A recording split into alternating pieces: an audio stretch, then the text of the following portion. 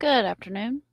Thank you guys for being here. Welcome in, Dizzy. It's good to see you in alive. Dandy, thank you for coming in. Oh, we got an echo. All right, let's get rid of that echo. So I was running a few minutes late. I did intend on starting the live at 5:15, but work kind of ran over a little bit, so I apologize about that. Thank you all for being here, and I am going to go ahead and start out with sharing Miss Harmony's beautiful face. She is the reason that we are here, and we are going to replay Crew Trial Watch for those of us that are part of the work world and are unable to be able to watch the trial during the day. From what I was able to peek in and check on, it does look like we have Kayla Montgomery on stand today, and the trigger warning is up and will stay up. This is a graphic case. The details are graphic. Make sure that you do utilize self care and understand that some of these details may be hard for people to hear. As many of you guys know, I've covered Harmony's case since the day she was reported missing, ran across my feed, and I have screamed at the mountaintops for awareness and something to be done. Find her. She's missing. Share her face, share her name. Um, so I really appreciate everybody being here and knowing how very, very important that this case is to me, and how very important it is to me that Harmony does get her justice. All right, so we're going to go ahead and I'm going to screen share here the trial. Dizzy says, I was out and watching the trial, so I'm glad I'm here to properly watch it with y'all. Well, thank you, Dizzy. I'm very appreciative of you being here with us tonight. And Dandy says, no worries, patience is a virtue. I get you, girl. I'm a fisherman, so patience is something you have to have. All right, so let's see if we can make this big so we don't have all the little distractions on the bottom. And I'm going to try to get us up to where we are at the spot. Let's see if this will do us right. Guys, if Nightbot gets too annoying, because I know last night it was like flooding chat, just let me know and I will turn him off for the evening.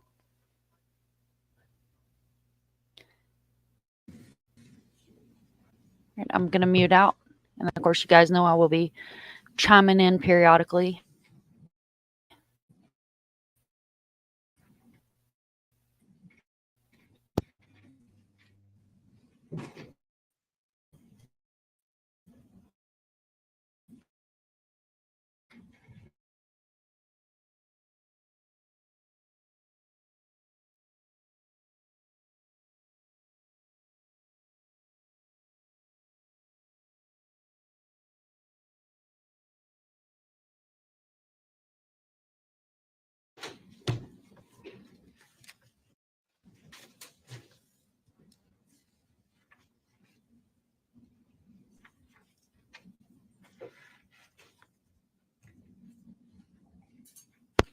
From what I have heard, the prosecution was pretty straightforward, and I think we're going to get into some interesting tactics whenever we have the defense get up and start questioning, cross-examining Kayla. Kayla, if you can just remain standing and raise your right hand. Do you swear that the testimony that you're going to provide this jury will be the truth and nothing but the truth, so help you God? I do.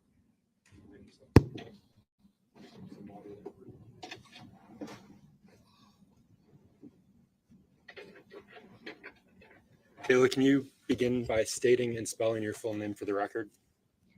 My name is Kayla Montgomery, KaylaMontgomery. And how old are you, Kayla? 33. Where do you currently live? I am in the correctional facility for women's in Concord, New Hampshire. How long have you been there? For over a year. Kayla, why are you currently incarcerated? for perjury, for lying on to the jury about the whereabouts of where I was and where Harmony was. And when you say lying to the jury, was that the grand jury? Yes. Did you also lie to the police? Yes. Why did you do that? Because I was scared, and I was told by Adam to stick with that story that I got dropped off at work at Dunkin' Donuts, where I no longer worked at that time, and to say that he was bringing Harmony to meet her mother, Crystal, and that he dropped her off with her. And then when he came pick me up from work, which I was not working there at the time, he didn't have her in the car, which that was a lie. That story that you just told, that was what you told the grand jury? Yes. It's what you told the police? Yes. And was that in fact what happened? No. You said you've been sentenced for lying. Yes. You're living at the prison. Do you understand the consequences of providing false testimony? Yes. And since those lies, since your time in prison, have you sat down with investigators? Have you sat down with the Attorney General's office and provided additional statements? Yes. How many times? About 4 times. How many hours? A couple hours at a time. They've came to see me, or I've gone. Yes. That was on the perjury charges. Yes. Other charges were dismissed. Right? Yes.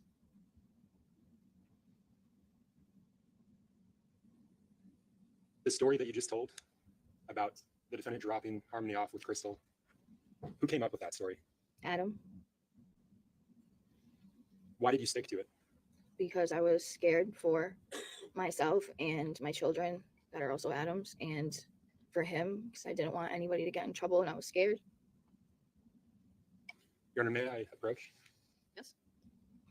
Kayla, you referred to Harmony Montgomery. How do you know her? She's Adam's daughter, and he started a year after we got together. He was working on getting custody of her, and he had to work to get custody of her. He wasn't just giving her and years to get custody of her. And during those 4 years, we both visited her each week for a couple hours. Was she your stepdaughter? Yes. Showing this witness was previously marked as State's Exhibit 98 for identification. Do you recognize this? Yes.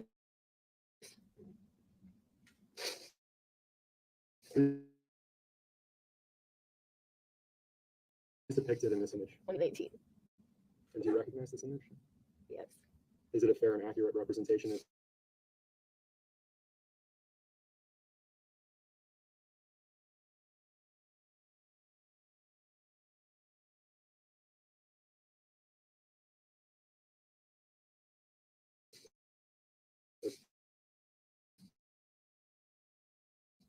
Harmony on that day? Yes. Who's that depicted in that picture of Harmony? So, A fair and accurate representation of you that day? yeah. Do you know who took it?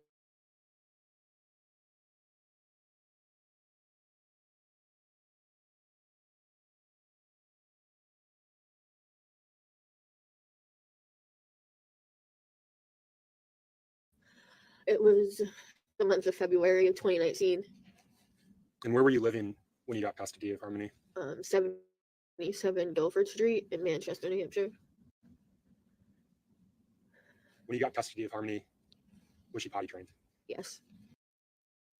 Okay, sorry about that, guys. I did hardwire in, so hopefully we won't have any more of those buffering issues. Was she potty trained you got her or before you got her? Before. Was she potty trained after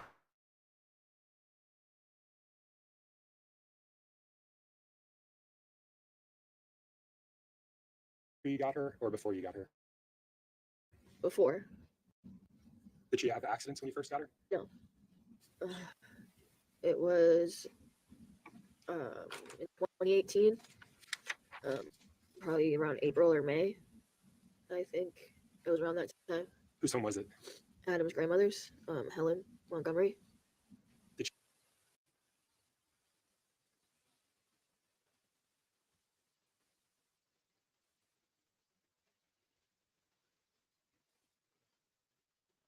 Sorry, guys. As many of you guys know, I am on swamp signal, Did she live there with you at any point? so Yes, when sometimes we it were staying there buffers in the beginning. She lived there. And in the beginning, So who I'm else gonna- lived there with you? up just a little bit. Gomery for him because I didn't want anybody to get in trouble and I was scared. Your Honor, may I? Yes. Kayla, you referred to Harmony Montgomery. How do you know her? She's Adam's daughter, and he started a year after we got together. He was working on getting custody of her, and he had to work to get custody of her. He wasn't just given her, and it took 4 years to get custody of her. And during those 4 years, we both visited her each week for a couple hours. Was she your stepdaughter? Yes. Showing this witness was been previously marked as State's Exhibit 98 for identification. Do you recognize this? Yes. Who's depicted in this image? Harmony and myself. Can you point to Harmony? And is there a date associated with this image? Yes. July 7th, 2019. And do you recognize this image? Yes. Is it a fair and accurate representation of Harmony on that day? Yes. Who's the other person depicted in that picture with Harmony? Myself. Is that a fair and accurate representation of you that day? Yeah. Do you know who took this photo? I did. Your Honor, at this point, I'd move to admit to strike ID and mark as full State's Exhibit 98. Any objection? Public. The ID is stricken, it's entered as a full exhibit, and it may be published to the jury.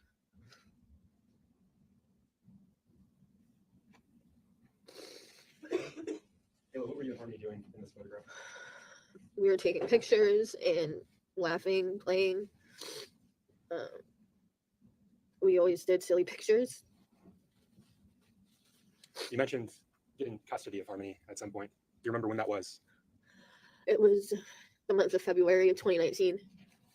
And where were you living when you got custody of Harmony? 77 Guilford Street in Manchester, New Hampshire. When you got custody of Harmony, was she potty trained? Yes. Was she potty trained after you got her or before you got her? Before. Did she have accidents when you first got her? No. So you mentioned 77 Guilford Street. When did you move into that home?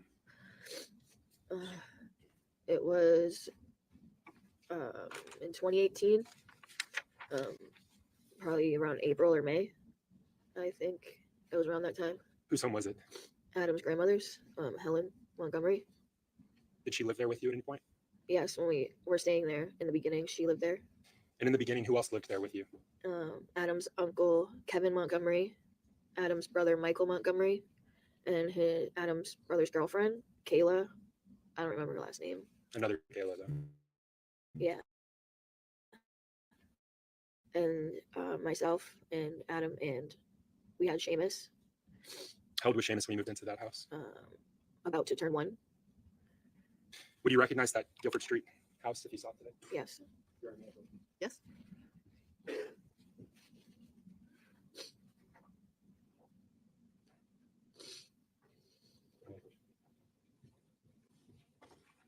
Kayla, I'm handing you what's been previously marked as State's Exhibits 1 and 2. Can you look at those for me, please? That's the house. And this was Harmony's room. And do you recognize the items that are depicted in those exhibits? Yes. Are they fair and accurate representations of what's contained in those exhibits? Yes. Your Honor, I move to strike ID and mark as full State's Exhibit 1 and 2. They were already full. I think they were already full. I move to publish, Your Honor. Yes, you may.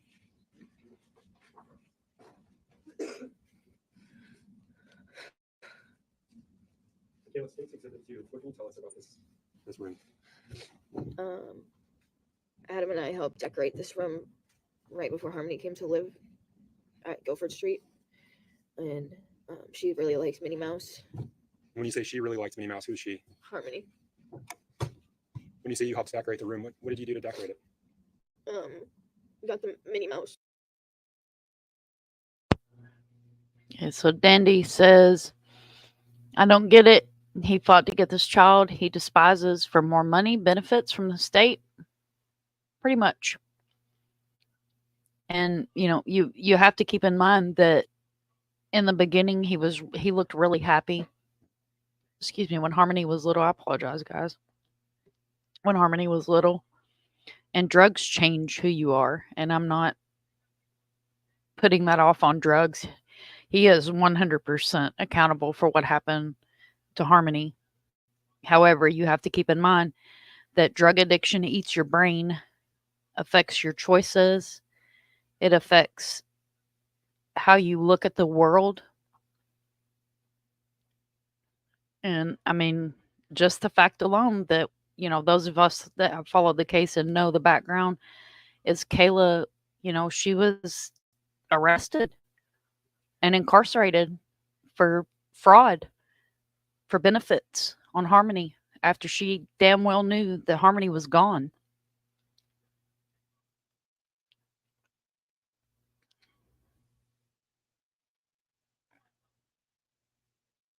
Wall decor that stick to the wall, and got her a whole new bed set, blankets and sheets. I agree, Dandy. He may have loved her, but There's he no bed loved in that drugs photo, but more. Was Harmony's bed in that room? Yes, Where would it have been located in relation to that image? right next to the window. Absolutely, Dizzy. That's totally true. Most addicts do. And Kayla, whose room was that prior to Harmony moving in? It was Helen Montgomery's room.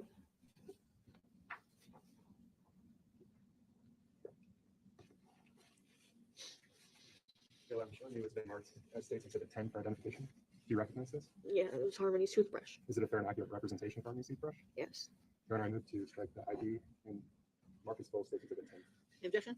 The ID is stricken. It's entered as a full exhibit. It may be published.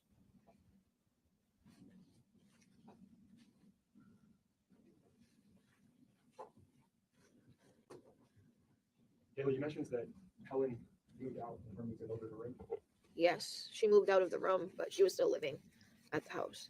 Did she eventually leave the house? Yes, When was that?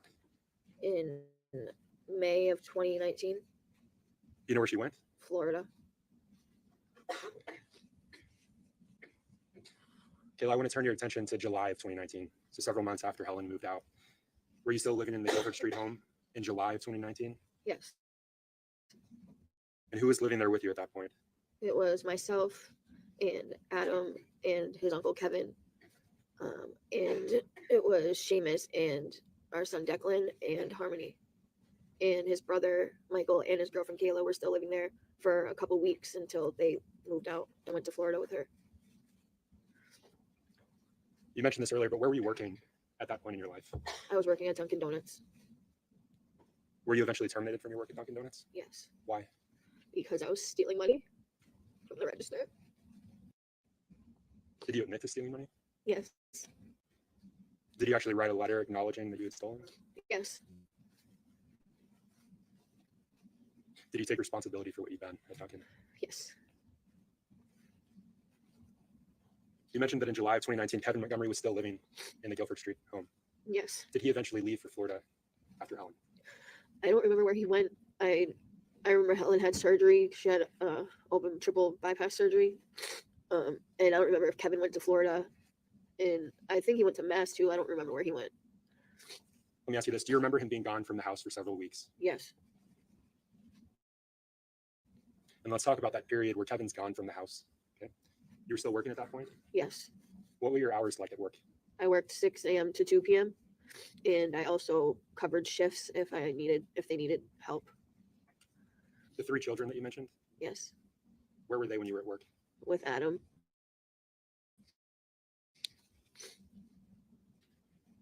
And so in July of 2019, your youngest, Declan, how old would he have been? From 6 a.m. to 2 p.m.? Yes. Did you like that setup? Yes.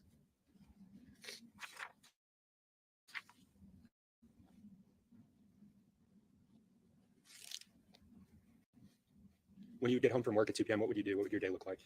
I would come back home and help take care of the kids and feed them regularly, get them ready for bed later. We'd watch movies or they'd be playing. You mentioned Kevin Montgomery leaving for some period. Yes. Did he return to the home at some point? Yes, he showed up with Helen. So before that, though, in July of 2019, did he Yeah. return to the home at some point? I don't remember. Do you remember overhearing a conversation between Kevin and the defendant, Adam? Yes. What was the tone of that conversation? They were arguing about a situation that happened with Harmony. What was Kevin's tone in that argument? How did he sound? He sounded angry. What did Kevin say in that conversation? Did we approach? Yes. So, you guys, there's probably going to be a lot of approaching the bench. As we saw yesterday, there was a lot of approaching the bench because defense is going to try to do their best to throw the jury off. From what I've seen today, as far as Twitter feeds and far, you are absolutely correct. A drug addict can only have one relationship at a time. It's either the drugs or the person they love, or people they love, or loved.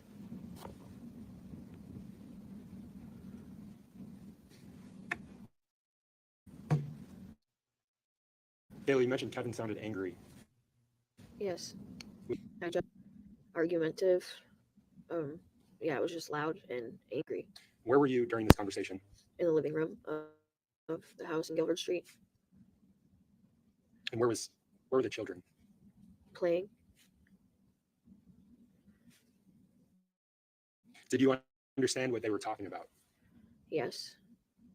I know that they were arguing about a black eye that Harmony had, that I was told that.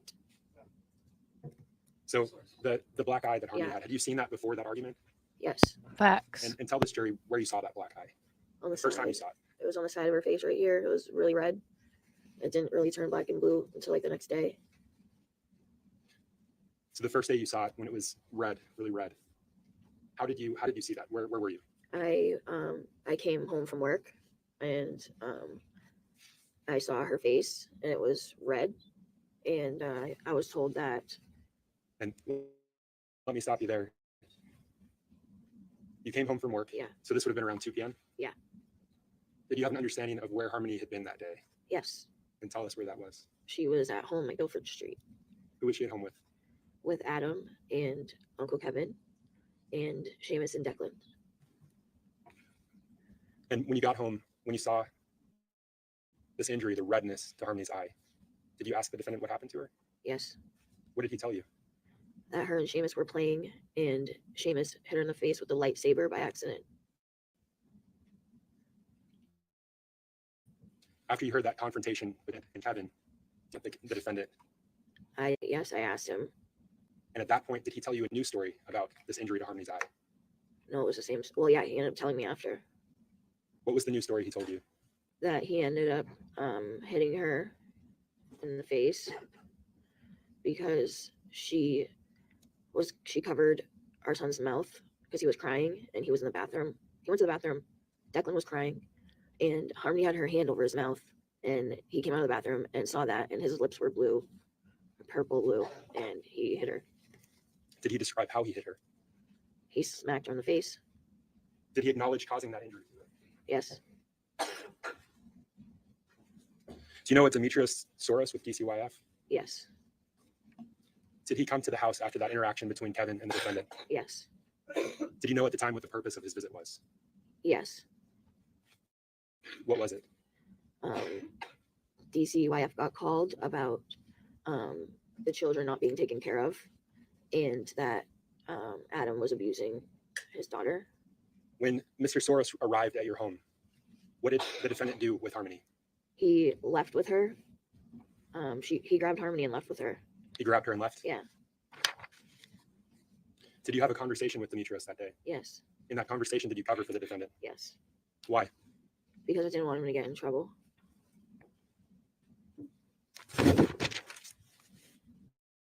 Was there a period in 2019 when you no longer lived at the house on Guilford Street? Yes. And tell us how that came to be. We ended up getting evicted from the house in November of 2019, the day before Thanksgiving,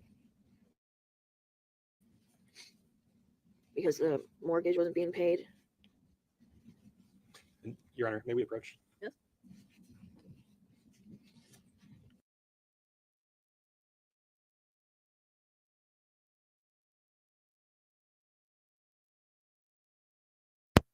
Thank you, Dandy. I have the best mods on YouTube. And Dizzy, as far as my opinion, I think they're approaching instead of objecting just so they can hash out what needs to be said, what doesn't need to be said, because she has a plea deal with the state. And like I said, the defense is going to do their best to muck up the waters and make this woman look like a monster. So the more that they stop, that's going to put question in the jurors' minds. You have to set yourself in that jury pool. That's going to set your mind to be like, well, why so many sidebars? What's being said that shouldn't be said? What's been said that's, been talked about between counsel? Now, that's just my opinion, and from what I've seen in previous trials, generally the prosecution is going to do their questioning of the witness, and then that's when you're going to see the defense object and wait for judge to say either sustained or continue. But they were doing a lot of sidebars yesterday, and I'm expecting to see a lot today as well, just due to the fact that you got to think this man's got evidence stacked against him. They have physical evidence. They don't have Harmony's body, but they have a lot of physical evidence and testimony. And something else that I saw earlier on Twitter today is we all know that he's not in court. Yesterday it was because he threw a fit about being strip searched and didn't want to go to court. I haven't seen his exact reason today, but the jury doesn't know that this man's in jail because they don't want to put it in the jury's mind that he's incarcerated. And I don't think that's fair. I think that with Kayla having to get on the stand and put all her demons out there in an orange sweatshirt that's clearly jail attire, and here he can't even come into the courtroom. That infuriates me. He was man enough to do what he did to Harmony. He was man enough to do everything else he's been charged with that he's incarcerated for. But he's not man enough to sit in the courtroom and take accountability. Look at the pictures of his daughter. Look at the evidence and understand you're caught, bub. Thank you. Your Honor, I'd ask that the court take judicial notice that the day before Thanksgiving. Was it the same reason today, Disney? The court takes judicial notice that the day before Thanksgiving in 2019 was November 27th, 2019. Kayla, why were you evicted from the home? Because the mortgage wasn't getting paid. And after you were evicted, where did you begin living? In our car, What kind of vehicle was it? a Chrysler Sebring. When you began living in that car, who were you with? It was myself and Adam, Harmony, and the two boys Where were you sleeping during that period? in the car Where would you keep the car? behind Colonial Village in Manchester, Why Colonial Village? because that's where our friend lived, What was your friend's name? Anthony Bodero. Did he tell Mr. Badero that you were living there in that parking lot? He asked us not to, but yes. And so can you just describe the sleeping arrangement in that vehicle for you and your family at the time? So Adam would sleep in the driver's seat. I slept in the passenger seat, and Harmony was behind the passenger seat, and The baby Declan was in the middle, and Seamus was behind the driver's seat. Kayla, I asked you earlier about whether Harmony was potty trained when you got custody of her.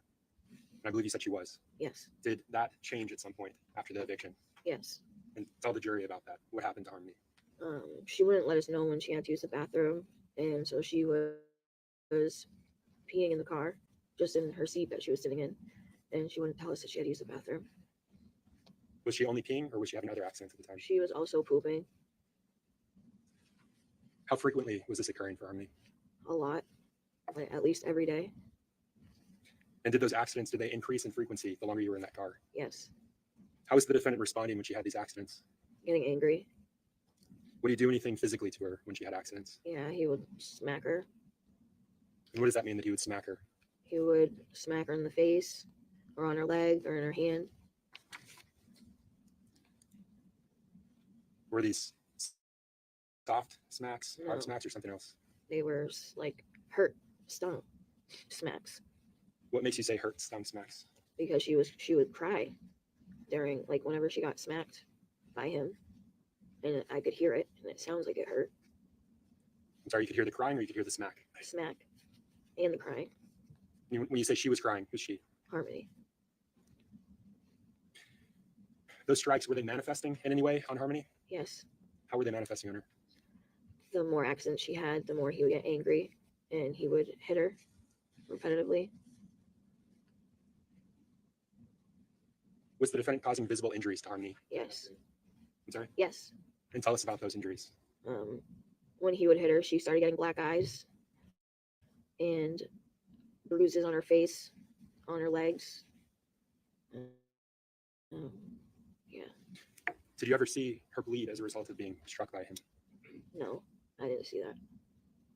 Did you ever see the defendant attempt to cover Harmony? Yes. And can you tell the jurors how he did that? He would cover her with the comforter that we had in the car Why would he cover her? so nobody could see her. How often would he cover Harmony? All the time.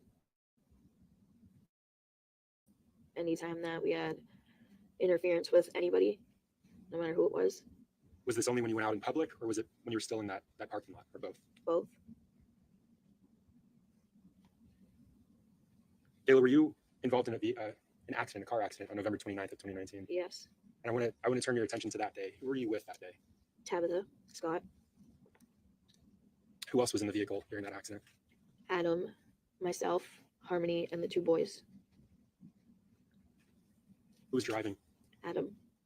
That Sebring, did you regularly drive it? Did you drive it at all? Yeah, I didn't drive it, but he did. He had the license. I did not. You didn't have a license at the time? No.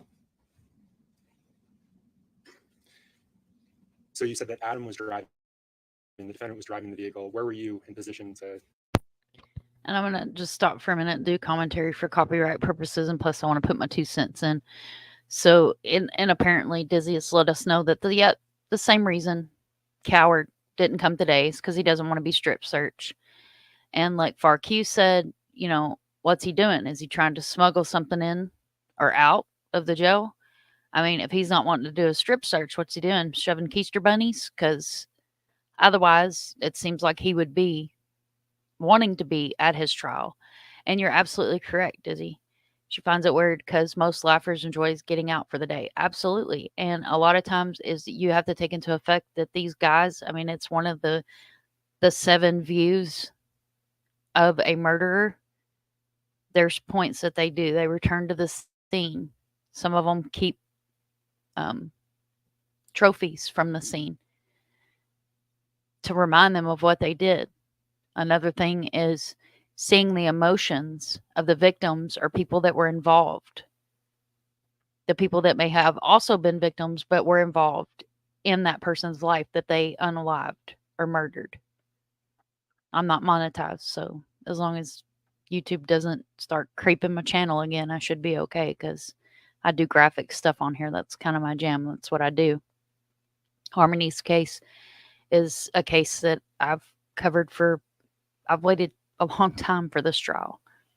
And I work all day and then got off work a little late, which ran the live a little late, but it's important to me to be here with you guys and to be able to watch the trial, not necessarily in real time, but delayed time. And this also gives me a chance to do commentary where I can pause and put my 2 cents in. RQ says he's a spooky baby Lala. He's something. He's a freaking monster is what he is. All right, I'm going to mute back out and let it play. The rest of the people in the vehicle. I was sitting with Harmony in the back seat behind the passenger side. And where was Harmony? Next to me and Declan. She was in between And where was Seamus? in his car seat on the other side of Declan. Would that have been behind the driver's seat? Yes. You mentioned the Tabitha Scott. Yes. Who is she to you? She's been one of my friends for a long time. And she was in the car with you that day? Yes. Where was she seated? In the passenger seat. And what was Tabitha Scott doing with you that day? We were going to get drugs. And can you just walk us through the accident, how it occurred? There was a stop sign, and it was an intersection. There was a stop sign. It was a 4-way intersection, and there was a truck that went through their stop sign, and we already had stopped, so we were going and ended up hitting that car, the truck. Did law enforcement respond to that accident? Yes. Did you see an officer? Yes. Were the officers able to see Harmony? No. Tell the jurors why not. Adam didn't want the officers to see her because she had black eyes, so she was covered with a blanket. Were there other people, specific individuals that he would cover Harmony up and keep her hidden from? Yes. And tell us who those individuals were. It was Anthony Madero, and when Tabby was in the car, she didn't look at her, she didn't see her, but she knew she was in the car. Kayla, so this accident occurred on November 29th. Yes. I want to turn your attention to December 7th of 2019. Yeah. Does that day stand out to you? Yes. Why? Since the date that Harmony passed away. The day that Harmony passed away? Yeah. Were you still living in the car at that point? Yes. Were you still sleeping in the Colonial Village parking lot? Yes. You mentioned Harmony having accidents and then becoming more frequent at that point. On December 7th, was she still having those accidents? Yes. And had they increased in frequency? Yes. Did Harmony have an accident first thing in the morning? Yes. And that would have been before you started your day? Yes. What happened when she had that accident? Adam repetitively kept punching her in the head. Okay. So I want to break that up. That morning, where did you wake up? At Colonial Village. And what happened first thing in the morning that morning? We went to the methadone clinic. And before you left for the methadone clinic, did Harmony have an accident? Yes. And what did the defendant do before he went to the methadone clinic? What did the defendant do to Harmony after that accident? He was yelling and screaming at her and punching her in the head. How did she react to that? She was crying. You mentioned the methadone clinic. Was that Habit Opco? Yes. And what did you do at the methadone clinic that morning? Got my dose of methadone, and And do you remember who went in first? no, I don't remember who went first. Your Honor, may I approach? Yes.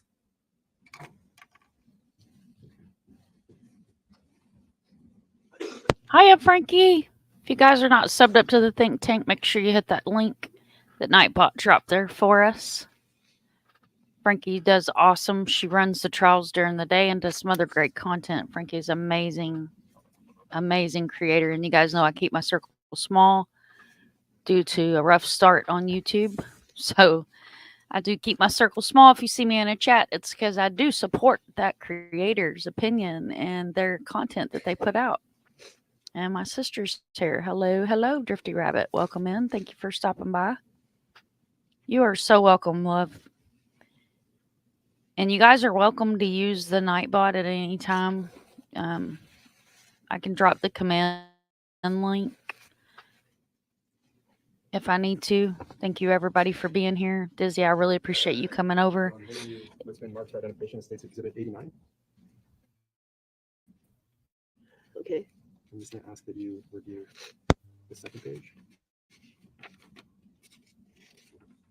Into the times.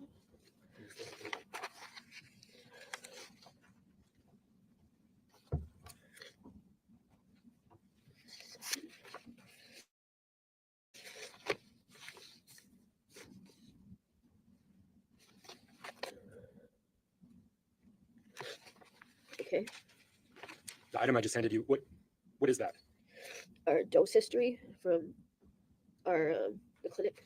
And that's Habit Opco. Yes. And having looked at those records, do you recall who went into the clinic first that morning? Yes, I did. What time was that at? 7:04 in the morning. And what time did the defendant go in? It was 7:09 in the morning. Your Honor, at this time I moved to strike ID of State's Exhibit 89 and Marcus Cole. Objection? Okay. The ID is stricken and entered as a full exhibit.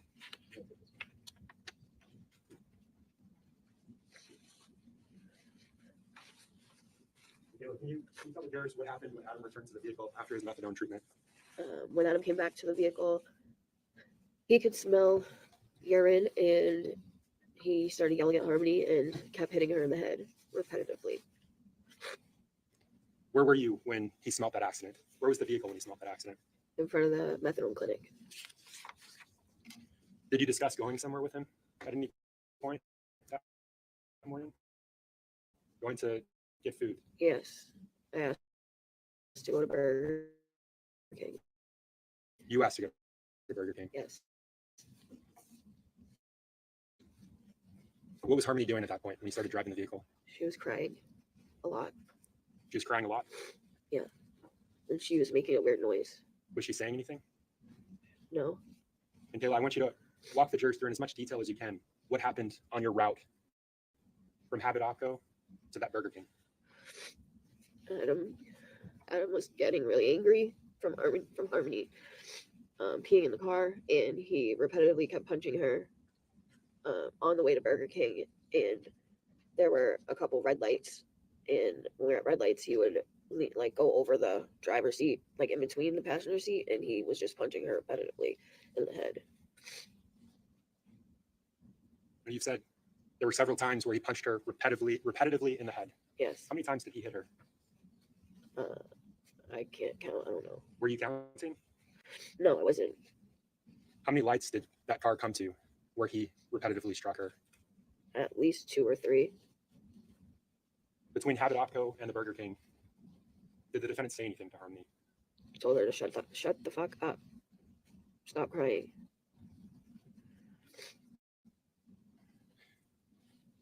You said she was making a weird noise. Yes. Can you describe it? It was like I can't even describe it. It was like a moaning kind of noise, but crying. It was just weird. I can't explain it.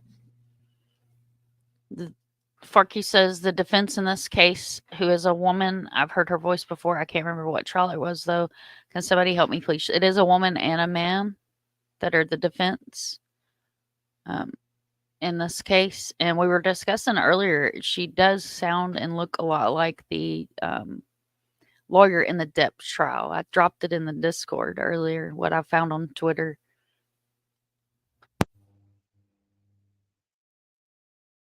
Did you try to help Harmony while he was striking her? Yes.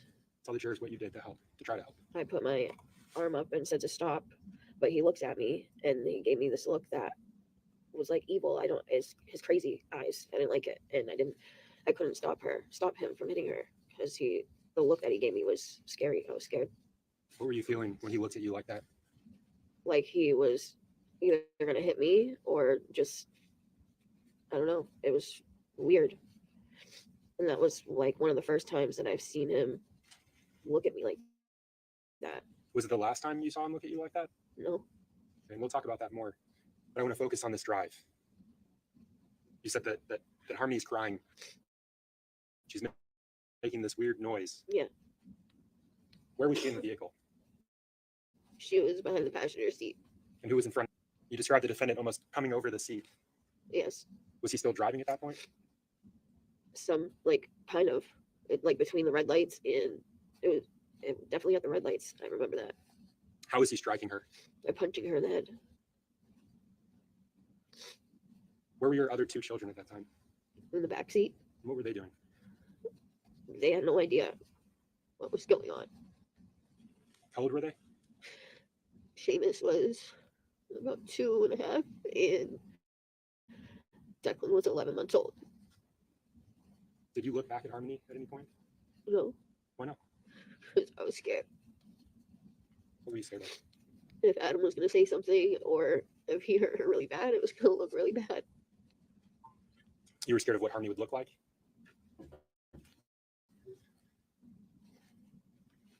That attempt to intervene, were you successful in that? No, Did he stop after that? shortly after that, Shortly after that. Did he say anything to you when he stopped? he said he thinks that he really hurt her. And he felt something.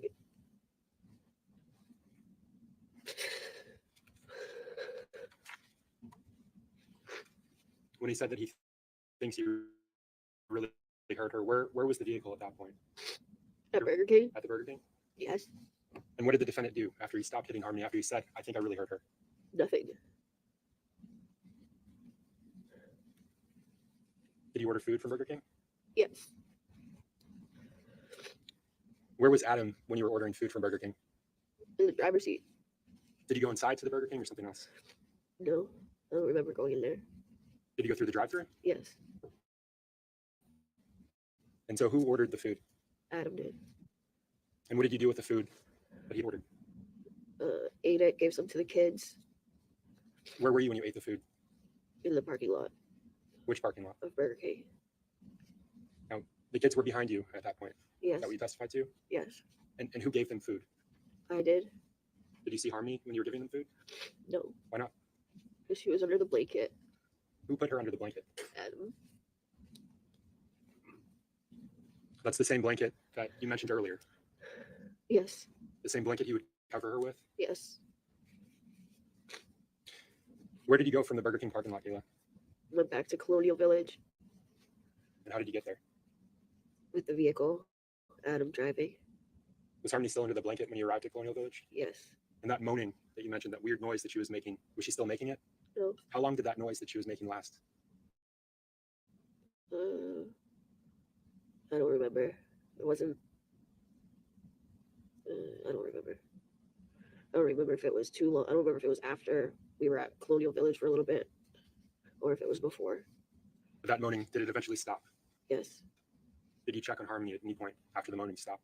No. Did Adam? No. Why didn't you check on her? Because I was scared.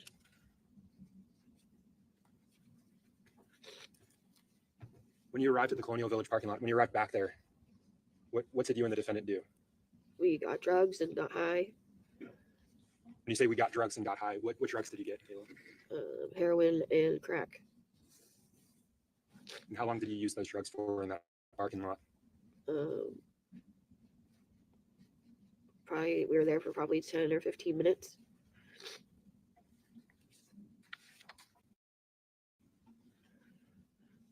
Where did you go from the Colonial Village parking lot? I don't remember where we were going, but I know we left. You left at some point. Yes. And what happened when you left the parking lot? We made it to the next street over, going towards Elm Street, and the car died. We got to the traffic light and it wouldn't start or anything. And so we were stuck without a vehicle. What was the defendant doing when the car died? He was trying to get a jump, and there was no jumping the vehicle. And so we ended up having to leave it. And when we were getting out of the car and getting the kids out of the car, Harmony had passed away. Let's talk about that. When you say Harmony had passed away, when did you realize that Harmony had passed away? When Adam was trying to wake her up and she didn't reply or anything.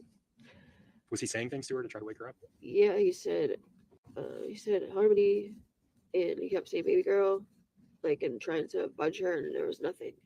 Was he touching her? Yes. What was he doing to her body at that point? Trying to figure out what to do and getting all the kids out of the car. He took the duffel bag that was in the trunk and and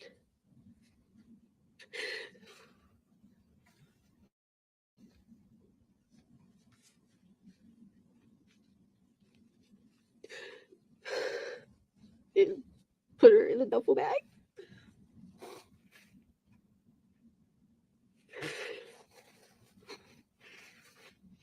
You mentioned this duffel bag from the trunk. Yeah. Had you seen that duffel bag before, Kayla? What was it used Yes. for? When we got kicked out of the house, we put Okay, so there is body cam footage, and I'm going to find this footage because you guys know that I've researched this case for a long time and I have stuff in files and written in a notebook. There is a body cam footage somewhere that I have. And Kayla has a black duffel bag. And it absolutely eats at me. It has ate at me and ate at me about that damn duffel bag. And now to hear this, it just like solidified all those crazy mixed up thoughts in my brain at 2:00 in the morning, sitting and digging for information. Because as an advocate, you want to know, you want to help. In a small group that I was working with back then of locals in the area, I remember vividly, like 2:30 in the morning, having a complete meltdown about a black duffel bag. And everybody was just like, oh, da da da. There's no way that he carried her around. There's no way that he did that. Well, lo and behold, here we have it. He did do that. What do I think about Kayla's testimony today so far? I say I don't trust the girl as far as I could throw her. But she already has perjury charges, so she understands what happens if she lies on the stand. She already realizes the consequences of lying again. Like I said in Frankie's chat earlier, crocodile tears. Being in jail will break you down. She has nothing to do except sit there and think about the fact that her boys are not with her. Harmony's dead. And those thoughts are rolling through her head, hopefully, if she's a normal human being, that she could have prevented this. Because this was preventable. She was not with this man 24/7. Normal human beings don't have thought processes like this, even if you're an addict. This is not something that happens on a daily basis. And I'm going to tell you right now. Now, this word I have to we'll call it herrings and crackatory. It's not a good mix. I can get Mr. Sunshine over here for probably about 10 seconds to tell you guys that is not a good mix. But we know, and you guys know, my opinion of Adam and what caused him to be the monster that he is. Drugs played a part. Have been. Let's see, I don't know. Let me think. Let me knock on Mr. Noggin. Who could trick us into doing that? Could have been Satan.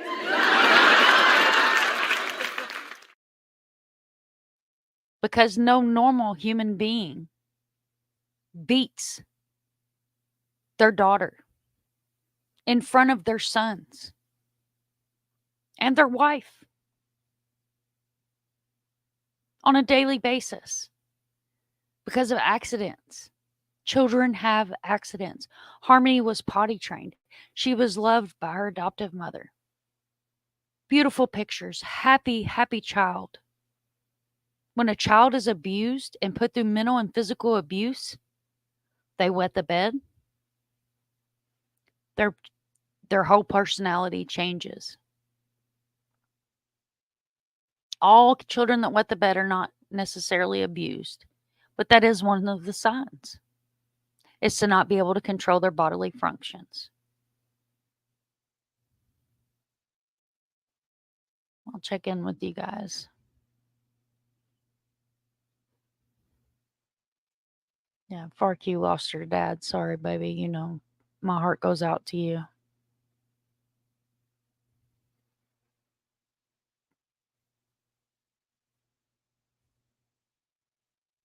He is brutal. You guys know my church lady. Like Satan. Drugs. Satan, however, your whatever your religious preferences are. Let's see there, but by the grace of God, go I. Exactly. I was put in a washing machine when I was put in the washing machine when I had. They put you in the washing machine, like the whole you in the washing machine. Lord, my whole family are junkies. Basically, it changed them, took their souls, made them empty. They have never laid a hand on a child or unalived anyone. Those of you that know me and know this channel, I'm an addict, recovering addict. I have 25 years clean. You know what I never did? Never laid my hands on my child. My house was the cleanest one in town. Mr. Sunshine, you guys know he's a recovering addict. He's in a wheelchair now because of his crappy drug choices.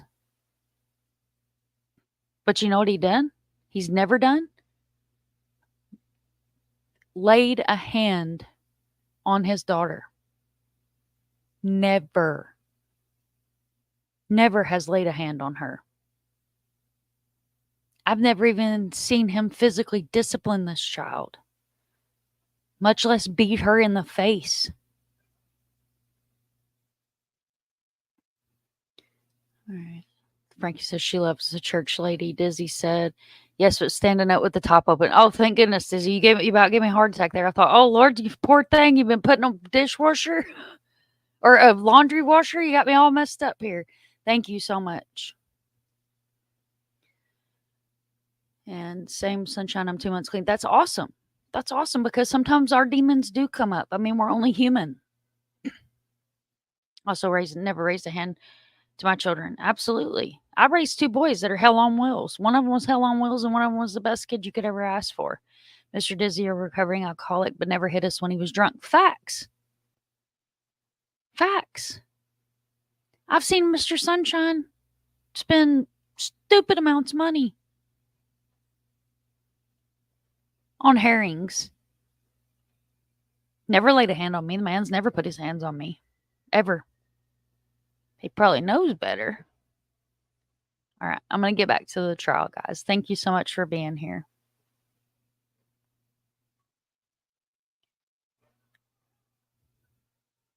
That's awesome. Hey, 2 months clean is amazing, FarQ. That's awesome. That is amazing. Because you know what? Tomorrow is never promised. If somebody was to ask me how much time you have clean, yes, I have 24 days. I have 24 years clean.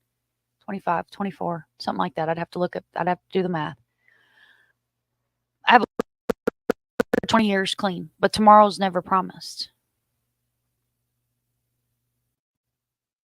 So that's my rant. I'm going to let her continue to testify here without me ranting, guys. And if I pop off camera, you guys know I don't smoke on camera because it's just not becoming of a lady, as my mother would say.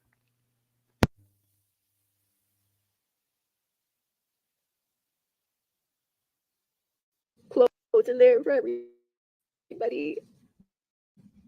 And it was in the trunk of the car. Did you see him put Harmony in that duffel bag? Yes. How did he put her in there, Kayla?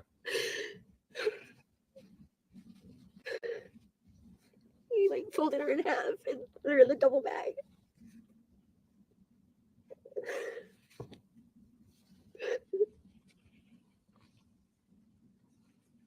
Did he call 911 at any point? No. Did you? No. When you saw him put her in that duffel bag, did you attempt to get away, to run? No. Why not? They had the 2 other kids and I was scared. Scared of? That something would happen to me or Adam and the kids. You said you saw him put her in that duffel bag, fold her up and put her in there. Yes. What did her face look like when you saw her go into that bag? It was all black and blue and her face was puffy. Her eyes were puffy.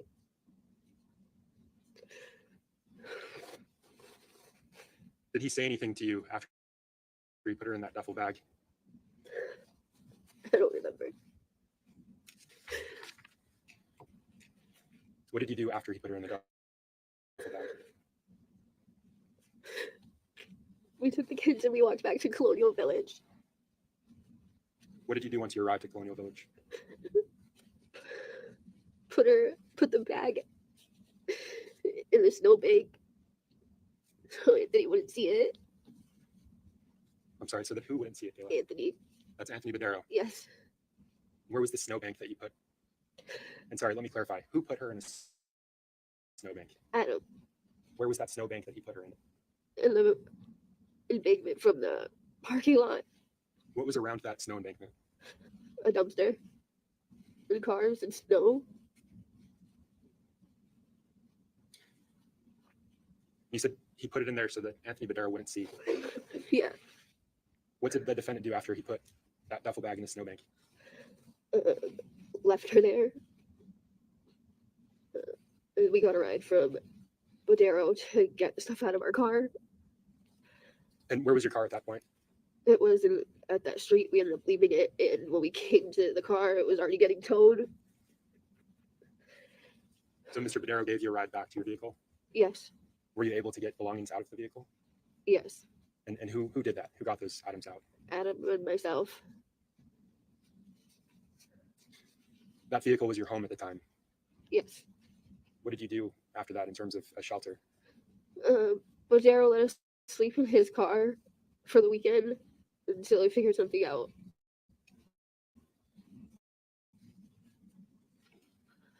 Just for the weekend? Yeah. Is that what he said? Just for the weekend? That's what he said. And what kind of vehicle did Mr. Badero have? An Audi, Do you remember what color it was? blue, Was it a car, a sedan, or an SUV? a car. And I want to talk about the time that you were living in that car that weekend.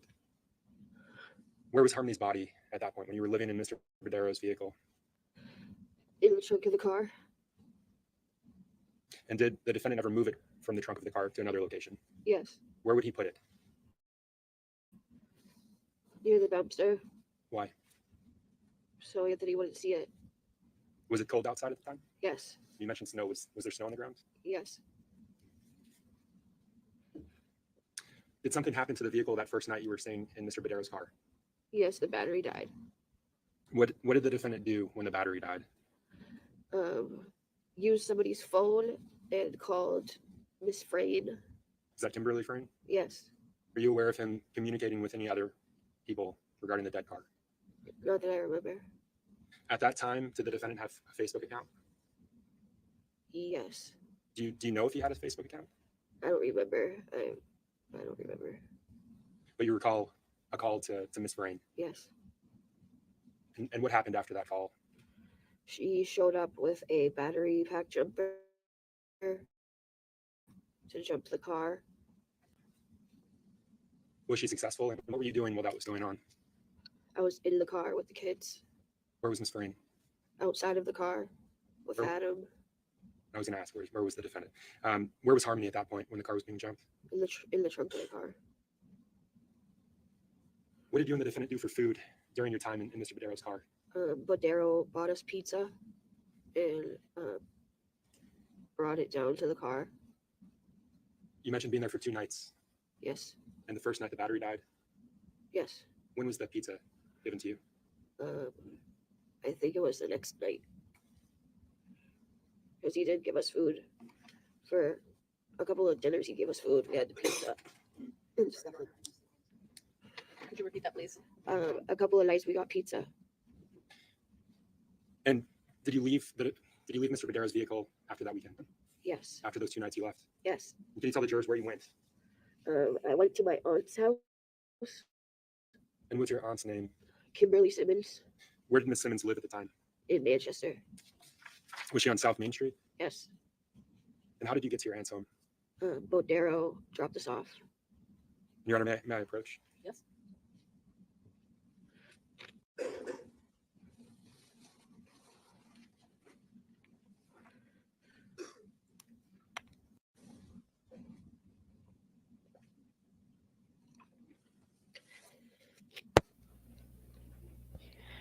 And we sidebar again. Let's see. Okay, no, we're going to get 3 exhibits. it. I'm just going to ask that you look at the first one. So that first one, what's been marked as State's Exhibit 25 for identification, do you recognize what's depicted on that item? Yes. Can you tell the jurors what it is? It's the apartment that my aunt lived in. That again is on South Main Street. Yes. Is that a fair and accurate representation of your aunt's apartment? Yes. Your Honor, at this point I move to strike ID and mark as full. State's Exhibit 25. Objection? The ID is stricken. It's entered as a full exhibit. Kayla, when Mr. Badera dropped you, the defendant, and your two children off, where was Harmony's body? In the duffel bag. And who had that duffel bag? Adam. And what did he do with that duffel bag when you got to your aunt's house? He placed it under the porch. And you pointed at the exhibit just now. If you could just hold it up and show the jurors where you're pointing.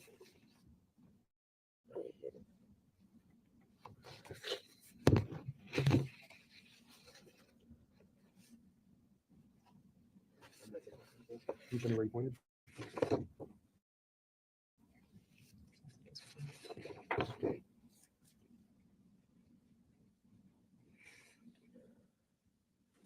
So if you can take a look at exhibit 20, 26, and 27, what's been marked as ID for 26, 27.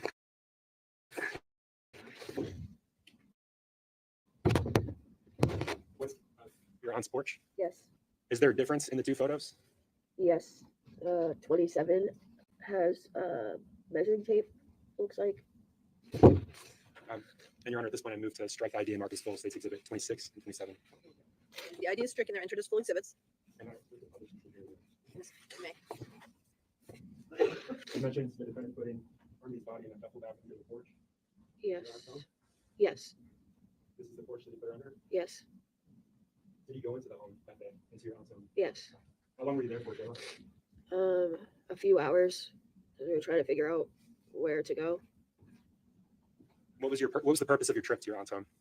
to talk so that she could talk to my mother so that she'll let us stay at her place. What's your mother's name? Christina Lubin.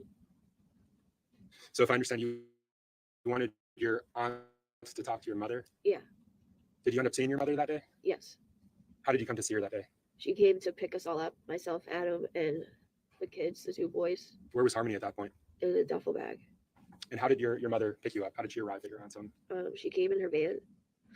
And what happened to that bag that Harmony was in when your mother came to pick you up? We put it in the van. And when you say we put it in the van, who put it in the van? Adam. How long did Harmony's body stay in the van? Probably about 5 to 10 minutes. Was it in there while you were traveling somewhere? Yes. Where were you going? To my mother's place. Did the defendant keep Harmony's body in the van? For the drive, yes. What did he do with Harmony's body when you arrived at your mother's home?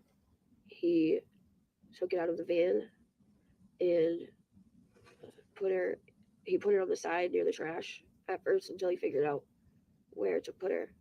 And what did he figure out in terms of where to put her? There was a cooler in the hall walkway that the residents used to get in and out of the building, and it was on my mom's floor level in the hallway. And he put he put the duffel bag in the cooler. And what was in the duffel bag at that point? Harmony. So he removed her from the trash and he put her in this cooler. Yes. Her body was still in the duffel bag at that point? Yes. May I approach her? Yes, you may. Amanda, can you- Yes, you may.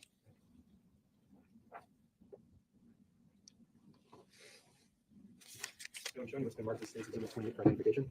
Yes. Do you recognize that item? Yes. What is it?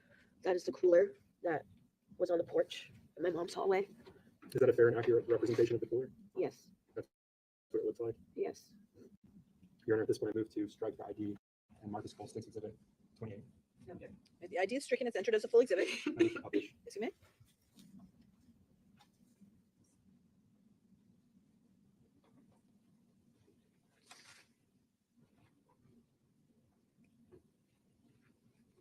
Kayla, how did Harmony's body fit into this cooler? Adam pushed it in the cooler so it would fit. Is that something you saw him do? Yes. Were there any noises when he did that? Not that I remember. How long was she stored in that cooler for? For a couple weeks. And how long did you stay with your mother for? How long were you with Christina Lubin? For a couple weeks. Did her body stay in that cooler for the entire time you were with your mother? Yes. Why? I honestly don't know. How often did you see that cooler when you were living with your mother? Every day, multiple times a day, Where was the cooler kept? in the hallway. Was that your mother's hallway, or was it? It was access to everybody who lives in the building, but it was on the left. Was kept there?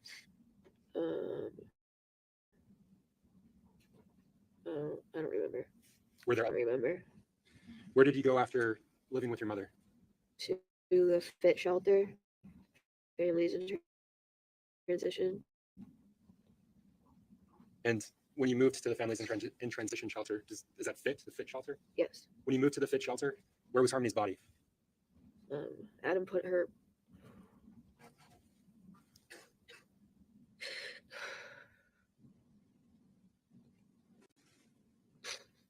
in the ceiling, in the vent of the room that we stayed in.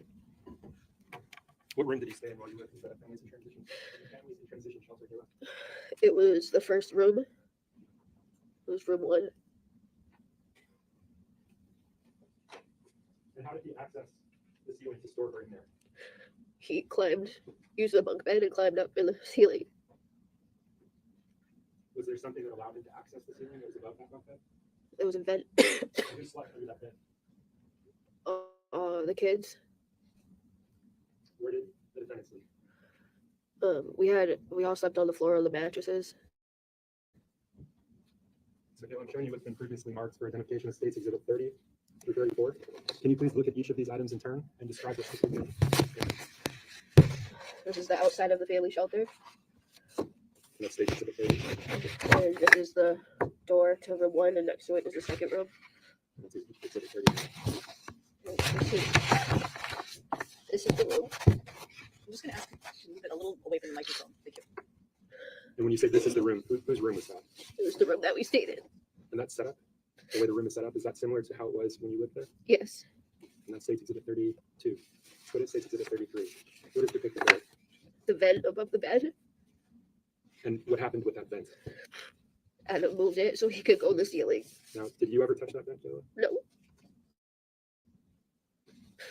And States Exhibit 34? It's the vent. Are those fair and accurate representations? Is that consistent with your memory of what those items look like? Yes. Your Honor, at this point, I move to strike ID and Marcusville States Exhibit 30 through 34. All right, the idea is stricken. Those are entered as full exhibits and may be published to the jury. And so, Kayla, I'm holding up what's been marked, what's been admitted as States Exhibit 30. What is this item? What is depicted here? The outside of the family shelter. How long did you live at this site before? A month and a half almost. And States Exhibit 30? What's depicted in this image? The room that was the one we stayed in was on the left side, room 1, and the other room is the second one next to it. So you stayed in room 1, Yes. and you mentioned room 2 being beside it. Yes. And States Exhibit 32 and 33. You mentioned that this was consistent with what the room looked like when you lived there, Yes. and those are the bunk beds that you mentioned. Yes.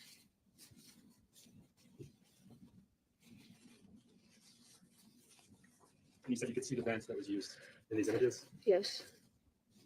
And can you remind the jury what's in States Exhibit 34? That's the vent that he climbed up to, but Harmony in the ceiling. When you say he climbed up to the Harmony in the ceiling, who is he? Adam.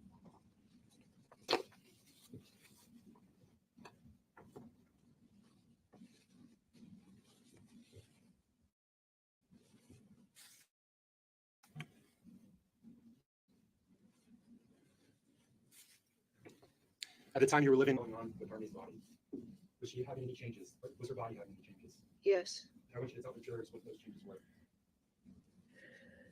You could smell a horrible smell that was coming through the vents. Do you remember that horrible smell? Yes. Did maintenance come at some point while you were living there because of that smell? Yes. And what happened when those maintenance workers came? Adam took her back down from the ceiling and brought the bag in the bathroom. And what happened when Adam brought Harmony down from the ceiling?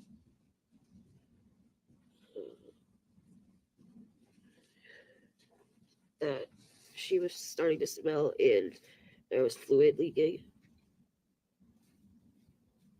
So you smelled her. And did you see the fluid?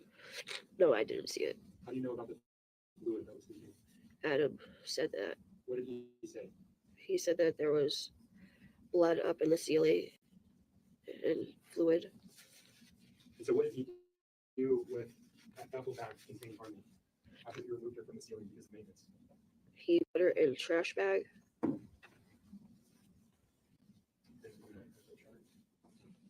I'm showing you it's been marked as State's Exhibit 52 for identification. Yes. Do you recognize the item that's depicted in this image? Yes. What is that? The CMC diaper bag. Is that a fair and accurate representation of the CMC diaper bag? Yes.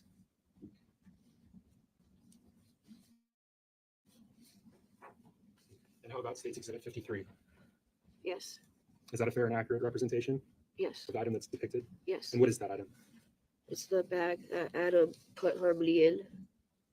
So you mentioned garbage bags that he put her in. Yes. What did he put those garbage bags into, if anything? He put the garbage All bag. right, at this point, I move to strike ID, strike what's been marked as ID and mark as full State's Exhibit 52 and 53. An objection? And I move to publish. Sorry. 52 and 53, the ID is stricken. They're entered as full exhibits and they may be published to the jury.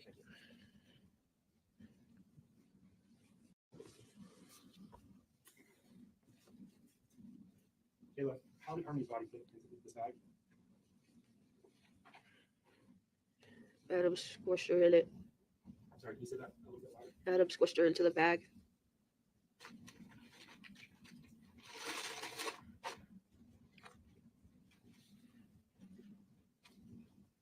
Okay, I'm showing you it's been marked for identification as State's Exhibit 85. Do you recognize this? Yes. Is this similar to that CMC bag? Yes. Is it in fact identical to that CMC bag? Yes. All right, at this point, I move to strike ID of State's Exhibit 85 and mark as full and publish to the jury. Any objection? The ID is stricken. It's entered as full exhibit. So the defendant put Harmony into garbage bags and he squished her into a bag like this one. Yes. This again is a transition shelter. Yes. Where did he do that to her? In the bathroom of the room. Did you hear anything when he was doing that to her in the bathroom? I heard a loud bang.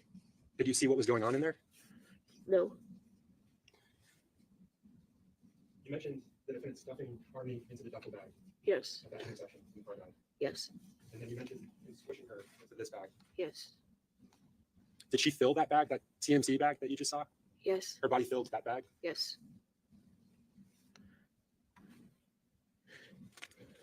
And what did he do with the bag after he put her in there? He put her back in the ceiling. You mentioned being at the Families in Transition shelter for a month and a half. Yes. During that time, did the defendant begin discussing disposing of Harmony, getting rid of her body? No. At some point, did he begin discussing disposing of Harmony, getting rid of her body? Yes. And what was his plan? What was his idea for getting rid of her? To use lime.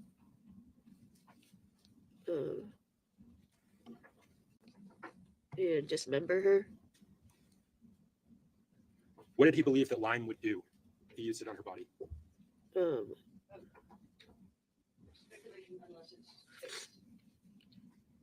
Did The objection is sustained. So you can rephrase the question, please.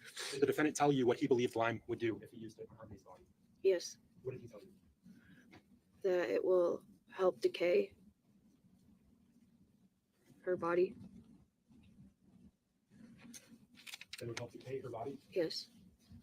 Did he tell you what he believed dismembering her would do? No. But he told you that that was his plan? Yes. Counsel, can you approach for just a minute?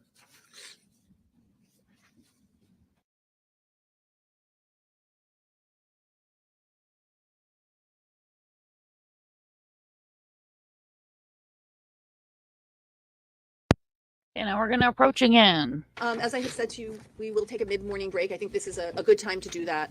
I'm going to ask the witness for the moment, please remain on the stand. Ladies and gentlemen, I remind you, don't discuss the evidence that you've heard, this case with each other or with anybody else. Don't do any independent research. Don't look up anything on your phones. Okay. Make sure. So we all watch trials. We know what jury instructions are. So there's the Discord link if you guys want to join. And you can't even imagine how putrid it would be. Dandy said, and Frankie said he is. He is definitely beyond bent. It is pure evil, in my opinion. The man is pure evil. I don't know what is going on with my damn camera. It's like really crapping. I don't know. But we are not going to sit through the break. I'm going to skip through this part here. Okay, went a little too far.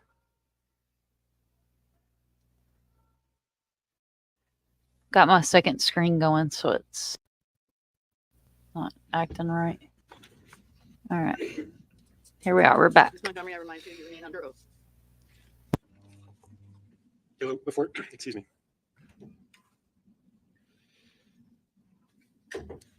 Before we broke, you were telling us about your time in the fit shelter. Yes. You mentioned the defendant taking Harmony's body out of that ceiling. She was still in a duffel bag. Yes. Brought her into the bathroom. Is that right? Yes. And you said when he was in there, you couldn't see what was going on, but you heard a bang. Yeah. What was he doing to her? Trying to fit her in that bag. When you say trying to fit her into that bag, is that the bag like this one? Yes.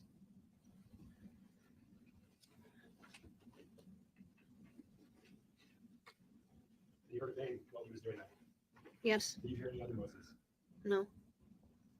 How long was he in the fit shelter bathroom trying to fit her into this bag? About a couple hours. You mentioned him putting her in garbage bags and then squishing her into a bag like that one. Yes. The duffel bag that he had initially put her in, what happened to that duffel bag? He got rid of it. Do you know what he did with it?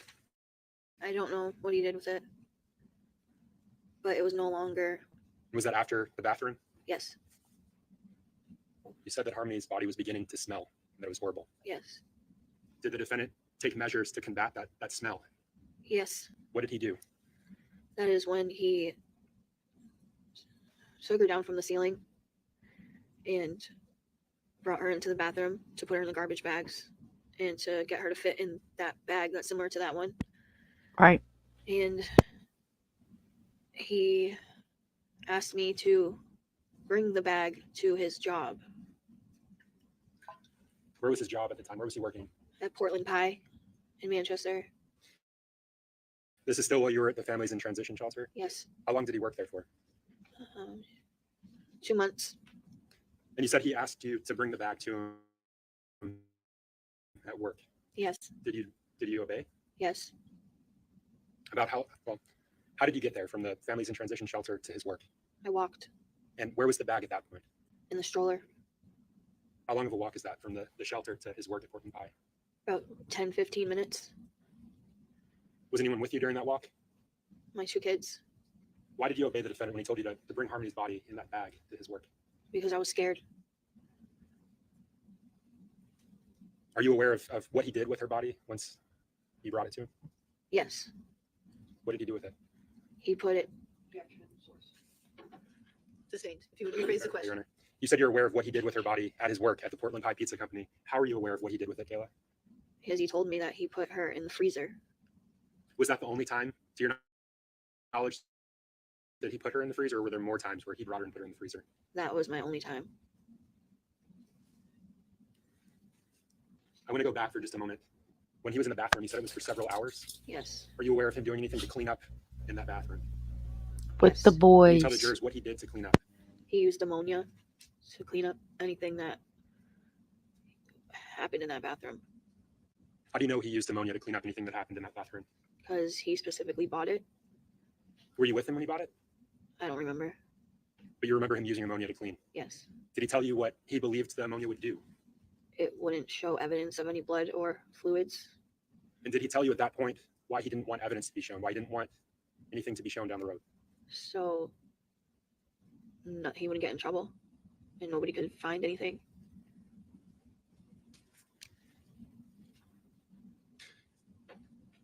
Why did he put Harmony in the freezer at the Portland Pie Pizza Company? Because he said that if she's in the freezer, there wouldn't be any fluids or anything leaking.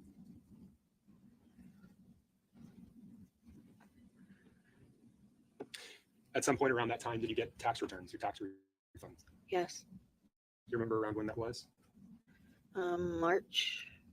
February or March, I believe, in 2021. So I still want to talk about the time you were at the fit shelter. Did you eventually leave the fit shelter?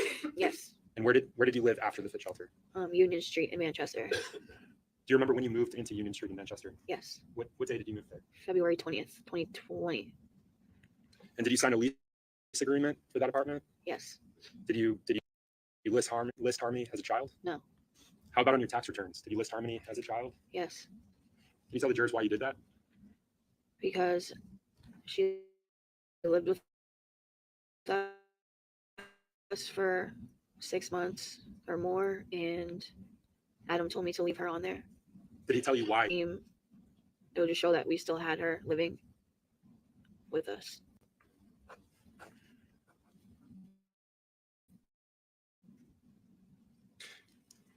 February 20th, is that what you said? Yes. And that's of 2020? Yes. Where was he keeping Harmony at that point? In the refrigerator of our apartment. And I asked you earlier, and I think you said he began to discuss dismembering Harmony. Yes. What did he say about dismembering her? That he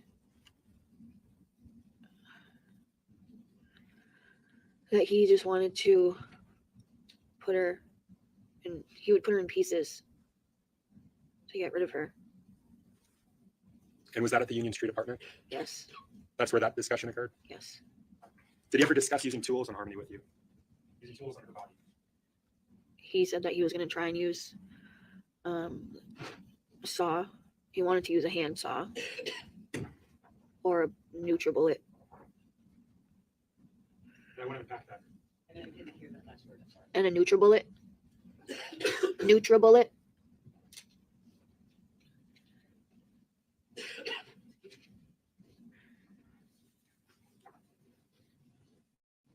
Kayla, I'm showing you what's been marked as State's Exhibit 63 for identification. Yes. Do you recognize the item that's depicted in this exhibit? Yes. Can you tell the jurors what it is? It's a hand saw. It's a handsaw? Yeah. Do you recognize this handsaw? Yes. When the defendant discussed dismembering Harmony, using tools on her, Yes. is this a saw that he discussed doing that with? Yes. Is this an accurate representation of that saw? Do you remember it? Yes. Your Honor, I move to strike ID, Marcus Full, State's Exhibit 63, and publish to the jurors. The ID is stricken. It's entered as a full exhibit. So this is the saw that he discussed using to dismember Harmony's body. Yes. That discussion. And that's my thoughts, Dandy. That's why I said I don't think they'll ever find all of her. I don't think they will ever find all of her. And if you guys remember the search that happened on Union Street, this is pretty well-known photo. I'm going to bring this up just to, some people need to jog their memory. So I am going to bring this up real quick and share this photo. This is where they had choppers in the air and were searching the apartment.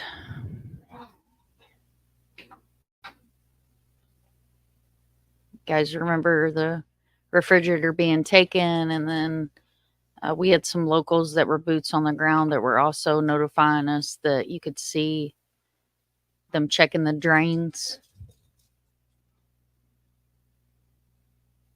This is the fridge that was taken out of the apartment. And a local did tell me that when a landlord changes tenants, they're supposed to change the refrigerator and the other appliances. They're not supposed to let someone new move in with the same appliances. So, just a little something else. Could you imagine being in that apartment and knowing that you had kept your food in the freezer, that the previous monster that lived there had his daughter stored? And a NutriBullet? Pure evil. Pure absolute evil. I'm going to bring the trial back up. I just wanted to show that photo.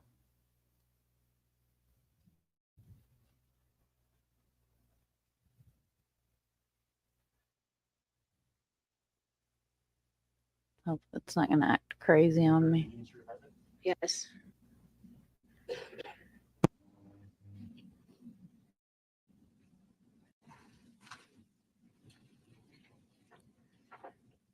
You talked about something else just then, and we barely caught it. You mentioned a NutriBullet. Yes. Can you tell the jurors what that is? What a NutriBullet is? It's like a blender that you can make smoothies in or any kind of puree food item. What did the defendant say about using a NutriBullet, a blender, on Harmony? When we lived on Union Street, What did he say about it? he said that it would be good to use to get rid of her. It helped get rid of Harmony. Yes. Earlier, you mentioned the defendant talking about lime. The idea that what was his idea? What was his purpose of using lime? That it would help her body decay. That's what he told you. Yes. The electronic has been marked for identification as States Exhibit 62. Do you recognize this item? Yes. And what can you tell me about this item? Do you recognize anything, particular markings on this item? The bag of lime on the left side is similar to the one that he had. When you say it's similar to the one that he had, who's he? Who's the he Adam. you're referring to? Adam. And is there a circle around that bag? Yes.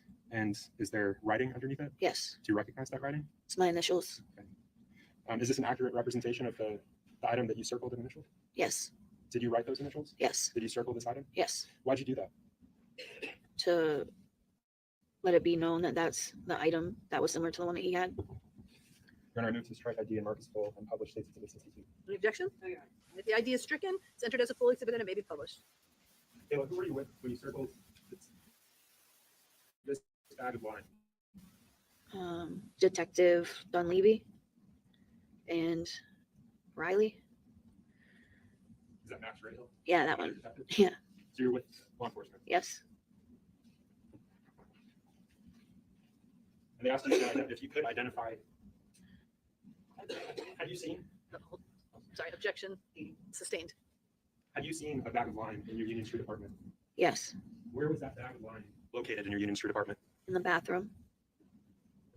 Do you know how that bag of lime got there? No. Did you buy that bag of lime? No.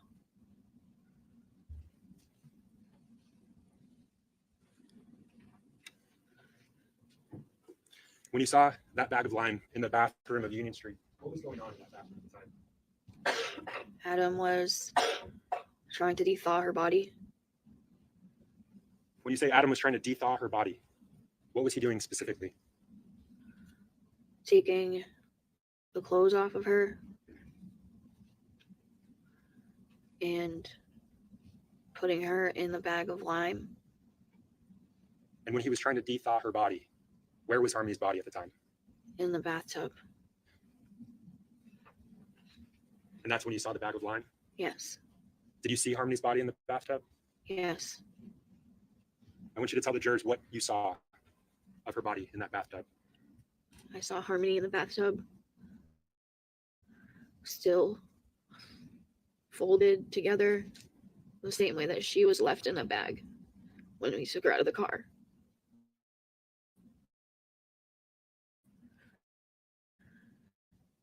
And she just looked like she had barely any skin, like she was just a layer of skin and bone. And she was all bruised up. And what was the defendant doing to thaw her? He had the hot water running from the shower And where was the hot water running in the shower? in the bathroom, Where was the hot water running in relation to Harmony's body? the Union Street apartment, Harmony's body, where was it in the Union Street apartment? in the tub. Was the hot water touching her? Yes, He was running it over her? yes. And what was he doing to Harmony's body during this process? Taking the clothes off of her. Was he touching her at all during that process? Yes. Tell us how he was touching her. He was cutting the clothes off of her and just defawing her. Did he tell you to help him at some point? Yes. Did you obey him? Yes. Why?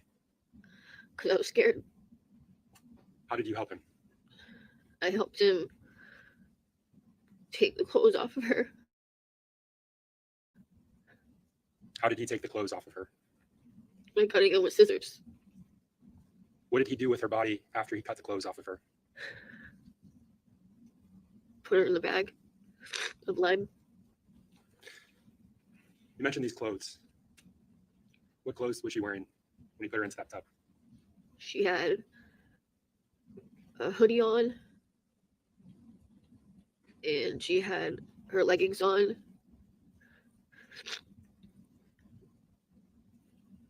Yes. Did he leave that bathroom at some point while he was in there? Yeah. Why? Why'd you leave the bathroom? Because I needed to check on the kids and I couldn't be in there anymore And let's talk about that. What do you mean you couldn't be there in there anymore? because I couldn't handle it. I didn't want to see anything. How long was he in the bathroom for that day? A few hours. And that was with Harmony's body? Yes. At some point, did he close the door to the bathroom? Yes. Were you able to hear what he was doing in there? No. Were you able to, why weren't you able to hear what he was doing in there? Because our neighbor next door always had loud music playing and I couldn't tell what noises were happening. You mentioned a shower being on earlier. Yes. Did that shower stay on after you left the bathroom? It was on when I left the bathroom, yes. And did it stay on? Did he leave it on?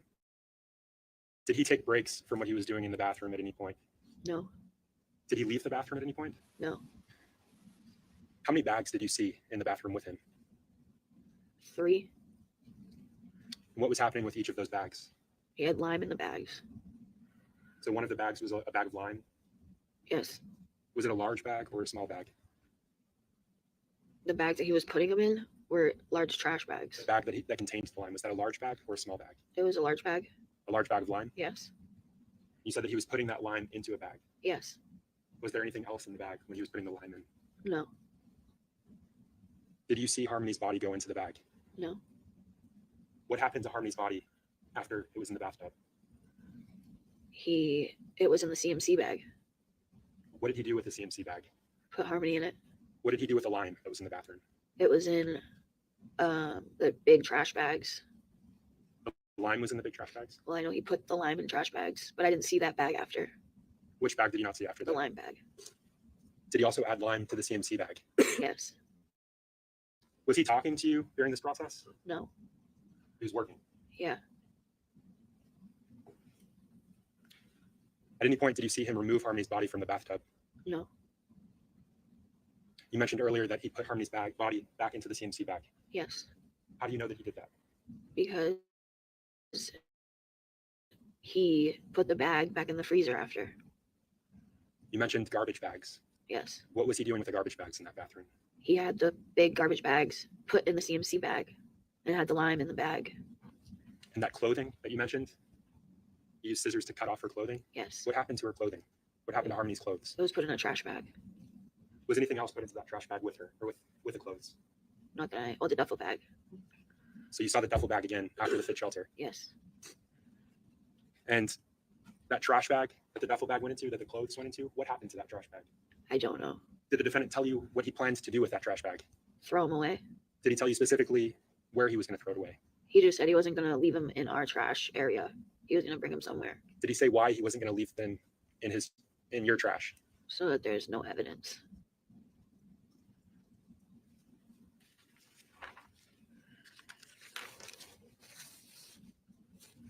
Do you recall telling investigators that when you saw Harmony in the bathtub, the defendant was squishing the liquids out of her?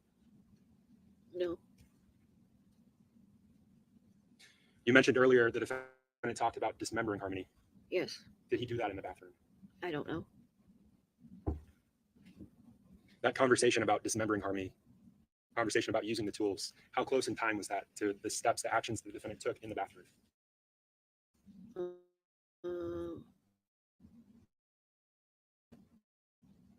Well, I know that the conversation with the tool happened when I lived with my mother's house.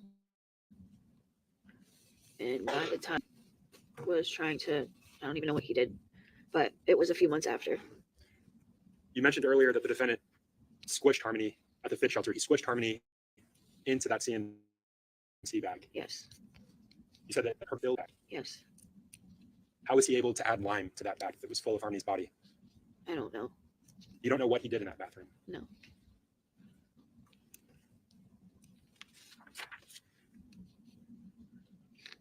And I believe you said this already, but what did he do with the bag, the CMC bag, after he was done in the bathroom? He put it in the freezer.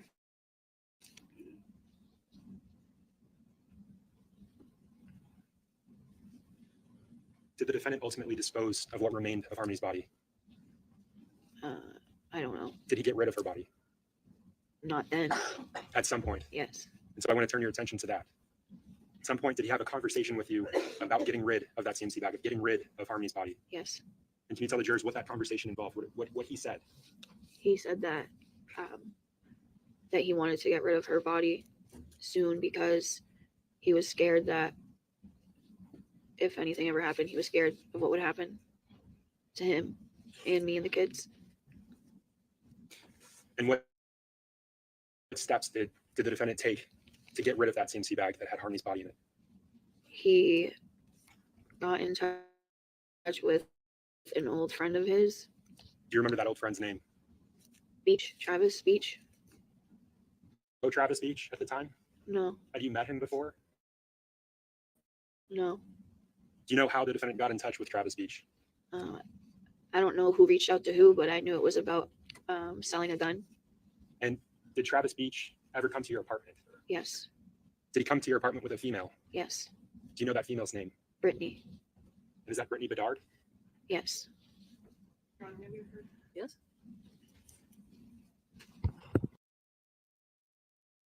Okay, so we're going to approach again.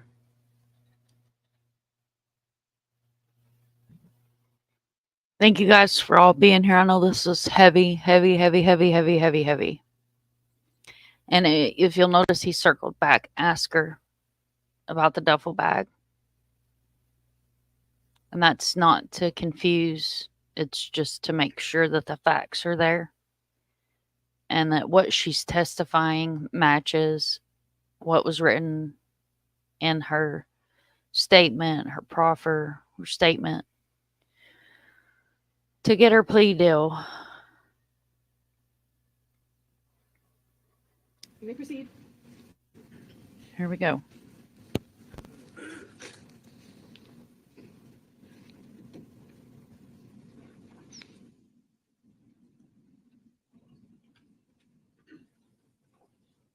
Ms. Montgomery, you mentioned Brittany coming to your house. Yeah.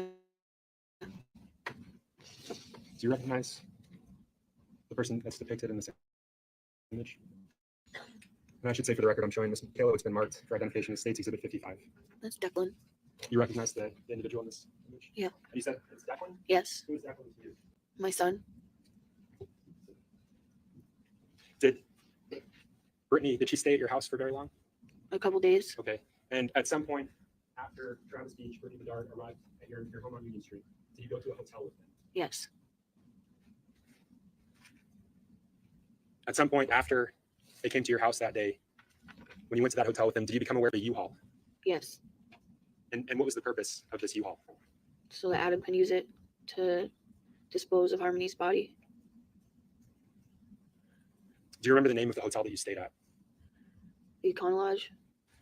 And you mentioned not having an ID, not having a license. Whose name was that Econo Lodge room under? Brittany. Did they stay at the Econo Lodge with you? Yes. And were they in the same room as you or a separate room or something else? Separate room. When did you first become aware of the U-Haul? Adam had talked to me about having her rent a U-Haul to use Did Adam tell you why he wanted her to rent a U-Haul to use? because she has a license and to have it in somebody else's name Why did he want that U-Haul rental in someone else's name? so that they can't prove that Adam rented it.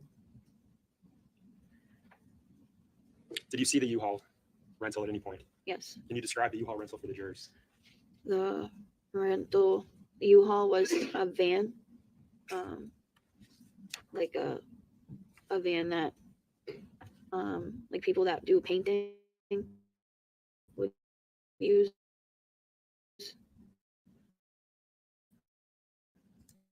So it was a rental van. Yes. Like a And what cargo about belt. Harmony? Yes. Where was that body? Where was Harmony being stored? In the fridge.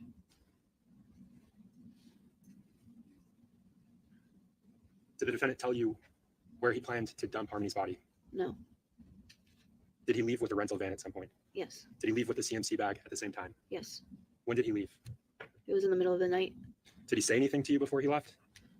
No. Did he tell you what he was doing? No, but I already knew what he was doing. And that's because he told you before. Yes. Did he tell you specifically why he wasn't telling you where he was going, where he was dumping Harmony? Yes. Tell the jurors what he told you. He said he wasn't telling me where he was bringing her so that if anything like this happened and the cops got involved, that I wouldn't be able to tell. I wouldn't know where she is, so I couldn't tell anybody where she is. Only he would know. Kayla, where is Harmony's body? I don't know. Do you guys Where did he believe dump her? Harmony? I don't know. Did he return to the hotel room? Yes. And when did he return? It was like right before the sun came out Did he say anything to you when he returned? that he got rid of her. That CMC bag, the one that he squished Harmony into, Yes. was it still with him? No.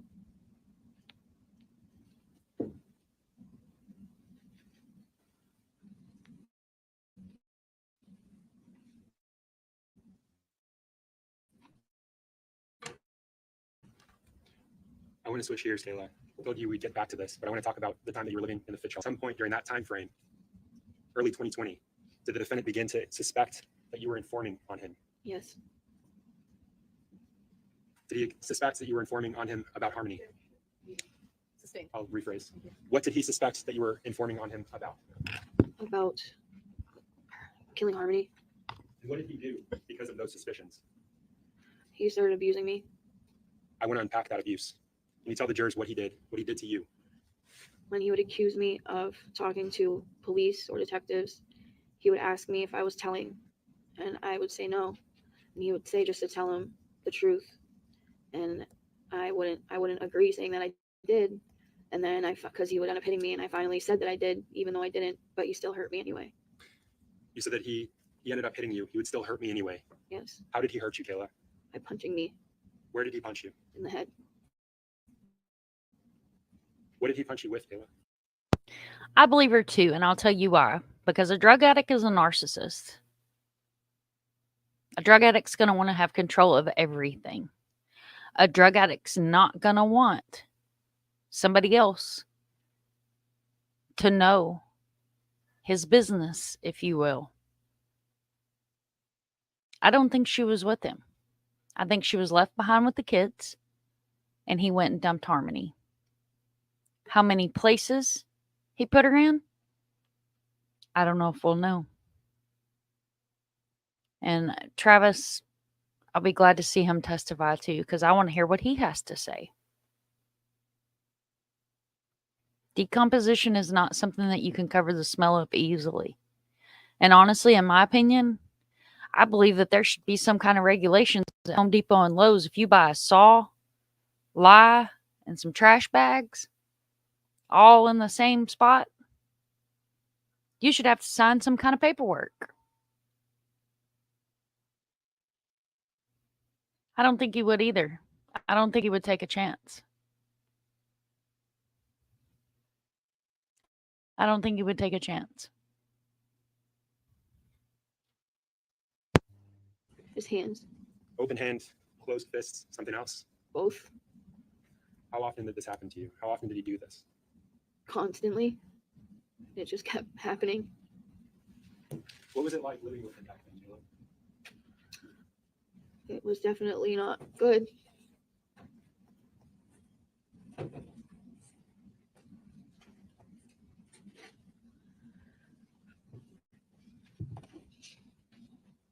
Do you recognize what's depicted in what's marked as States Exhibit 99, Jayla? Yes, it's me with 2 black eyes. Is that a fair and accurate representation of you on that day? Yes, Do you remember what day this was? March 17th, Is that of 2020 or 2021? 2021. Your Honor, I move to strike the ID Marcus Full and publish to the jury States Exhibit 99. Any objection? All right, the ID is stricken. This entered as a full exhibit. It may be published to the jury. Bailey, you said that the abuse started in early 2020. Yes, You said that this photo was taken in March of 2021. yes, You also said that this was a regular occurrence. yes. From the time that the abuse began until you took this photograph, was it consistent with the defendant? Was he consistently accusing you? Yes, Was he consistently hitting you? yes, Was he doing things to items in your house? yes. Why was he breaking things, Taylor? Because he thought that there was microphones in the house, and I was telling on him. I thought there was cameras. Paranoia done kicked in. You said that he would hit you, that he would hurt you. Did he also threaten you? Yes, Tell the jurors what he said would happen to you. he said that he would be able to contact his family member, his Uncle Kevin, and have him kill me and cut me in pieces, and nobody would be able to find me. Did he say why that would happen? Why he would have that done? If I ended up telling on him Telling on him about what? about Harmony being murdered. What else did the defendant do when he suspected that you were working with the police?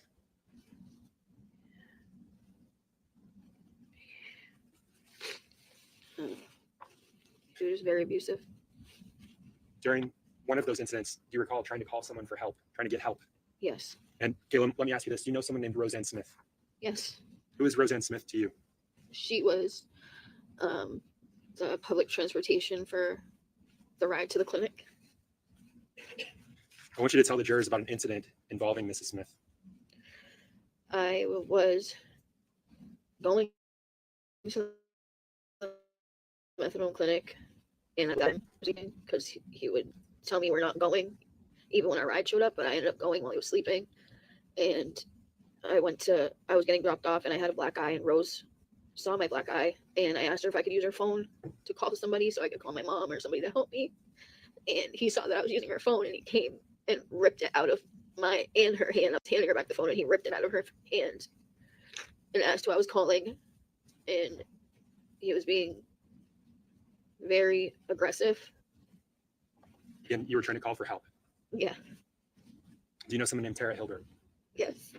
Tell the jurors about an incident involving Miss Hilbert. I agree, Danny. Adam would tell That me and that I couldn't drugs made leave. him paranoid. The house, and I ended up leaving and running out of the house, and I had my daughter in my arms, and I ran to Tara's apartment, which was right next door, and asked her if she could call my mom. And then Adam came out and followed me and put me in a chokehold and said to tell her to not call my mom, to don't make that phone call, or else he's gonna hurt me. Kayla, why couldn't you leave the house? Because he thought that I was trying to tell on him. And let me ask you this, Kayla. When you left the house, were your 2 small sons still in the house with him? Yes, Why did you only take your daughter? because she was in my arms. I was already feeding her, and I just ran out and to find help, and I could go back and get the kids. The image that I showed you, you described having bruising, black eyes. Yeah. Does that day stand out to you, Kayla? Yes, Why does it stand out to you? because that's the day that I took the kids and left. Are you still married to the defendant? Yes, When did you get married to him? on Harmony's birthday. Do you remember Oh that day, my his birthday? gosh. Yes, What day was it? it was June 7th.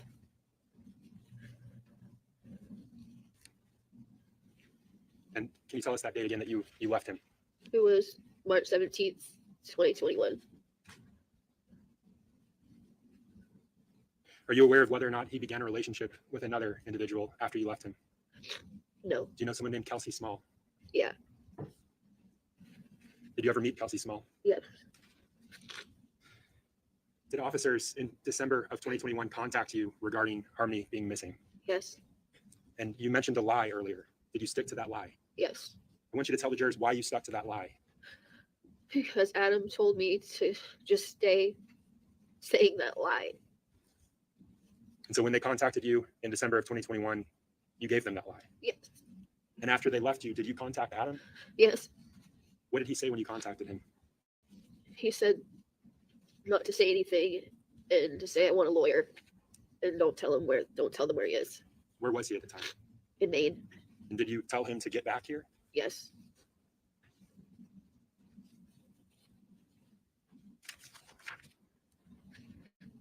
Kayla, do you remember where you were on December 30th, 2021? I was at the family shelter. Do you remember going to a Walmart that day? Yes.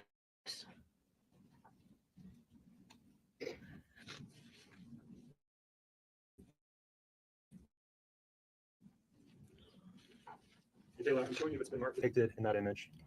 It's Kelsey, Adam, and myself. And can you point to Adam on that image? Is this a fair and accurate representation of you, Kelsey, and Adam at the Walmart on December 30th of 2021? Yes. Your Honor, I move to strike ID and Marcus Full States Exhibit 65. Any objection? The ID is stricken. It's entered as a full exhibit. It may be published to the jury. And you said, you pointed here? Yes. That's Adam? Yes.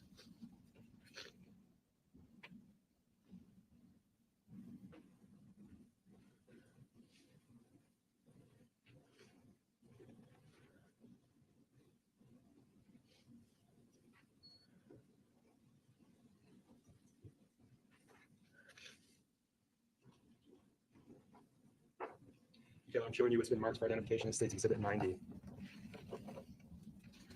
I'm just going to ask that you look at each page in turn.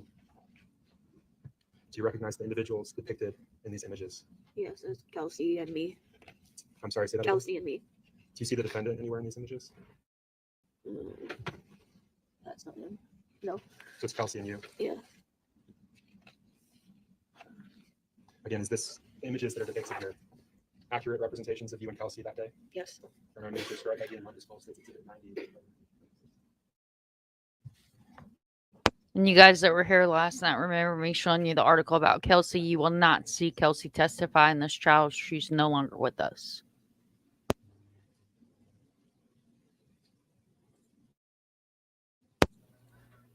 She is also deceased. Again, not implicating Adam, just pointing out the facts. That Kelsey will not be seen as a witness in this trial, because she's no longer here. But her case has been deemed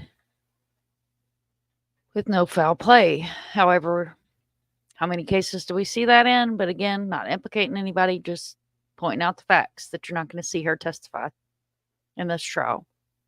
We're going to see a lot of people testify, but not Kelsey.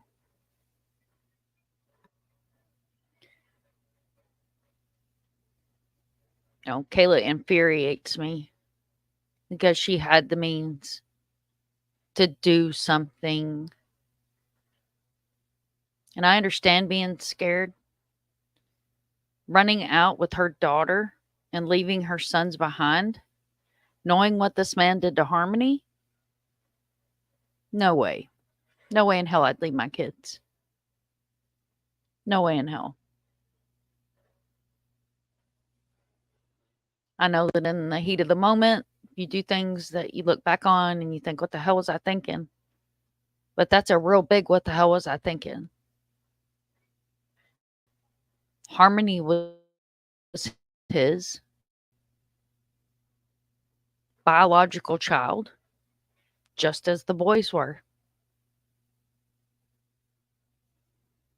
What would make him not hurt them the way he hurt her? Because he's pure evil. Pure evil. I will say that Kayla looks a lot different. getting clean, having 3 hots in a cot. She put a little bit of weight on. She looks good for being in jail. From what I could tell, when he came out in his snarky little grin, Adam hasn't changed much.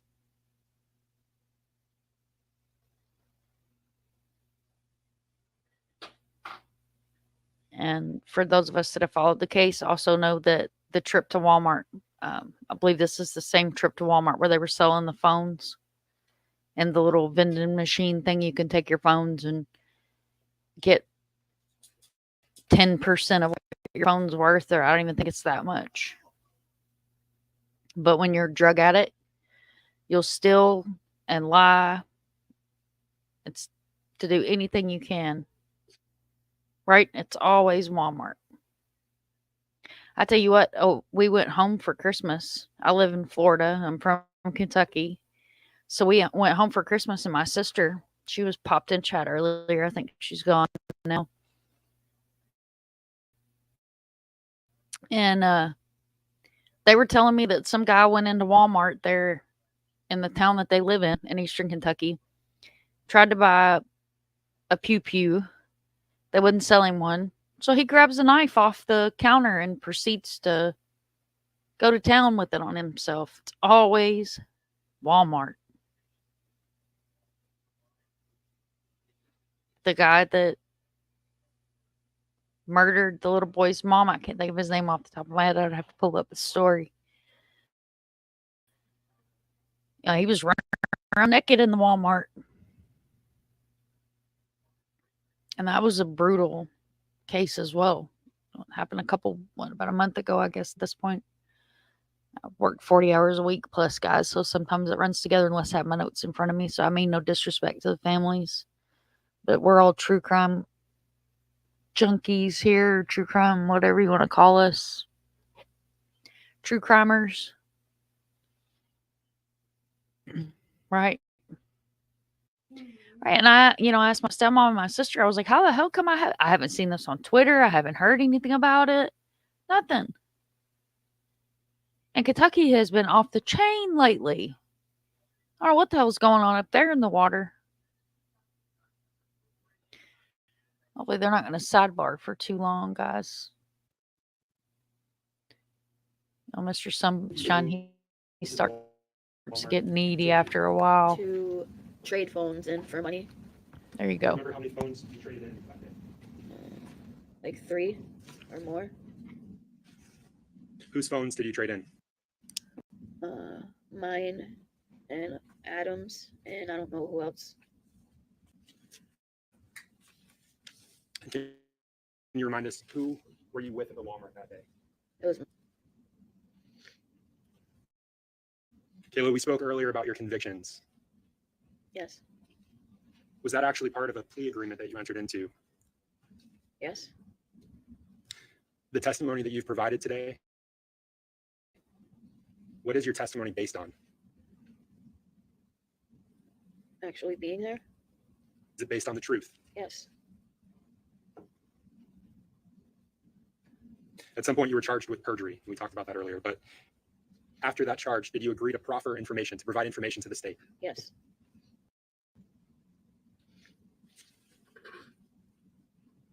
What was the sentence that you received for your charges, your perjury charges? I got a 3.5 to 7 suspended, and then I got a 3.5 to 7 with 1.5 off my minimum. And what portion of that prison sentence are you currently fulfilling today?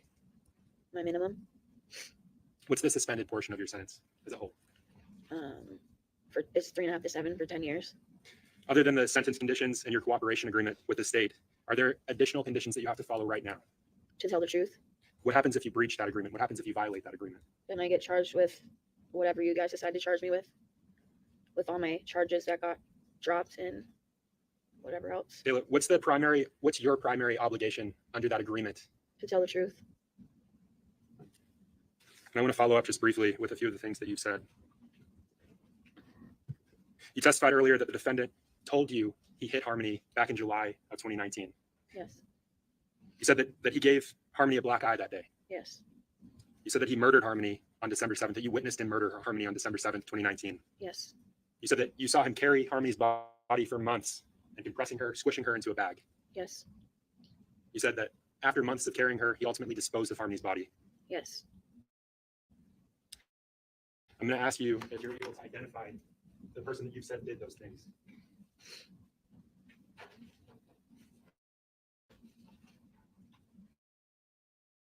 Kayla, I'm showing you what's been published as State's Exhibit 101. Do you recognize in this image? Yes. Who is that? Adam Montgomery. Is that the Adam Montgomery that you referred to as abusing you for those months and months? Yes. The same one that you said gave Harmony a black eye, investigating Harmony a black eye? Yes. The same one that beat Harmony to death, that murdered her in the Sebring? Yes. Kayla, at any point, did you pull Harmony out of the Sebring and stuff her into that duffel bag? No. At any point, did you fold her in half, as you described the defendant doing? No. Did you walk her to Badero's? No. Did you take her and put her in the ceiling of your room at the Fit Shelter? No. Did you smush her into a CMC bag like the one I showed you earlier? No. Did you compress her further and add lime to her in the bathroom of your Union Street apartment? No. Did you put her in a U-Haul van and dump her somewhere? No. Who did those things, Kayla? Adam Montgomery.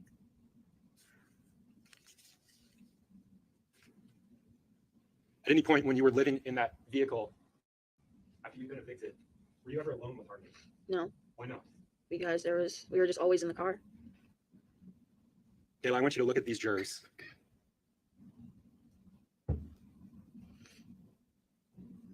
Kayla, did you kill Harmony? No, I did not. Did you beat her to death? No, I did not. Were you alone with her when she died? No, I was not.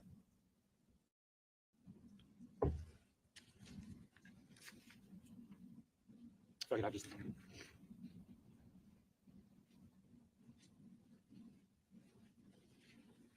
Kayla, thank you. I have no additional questions.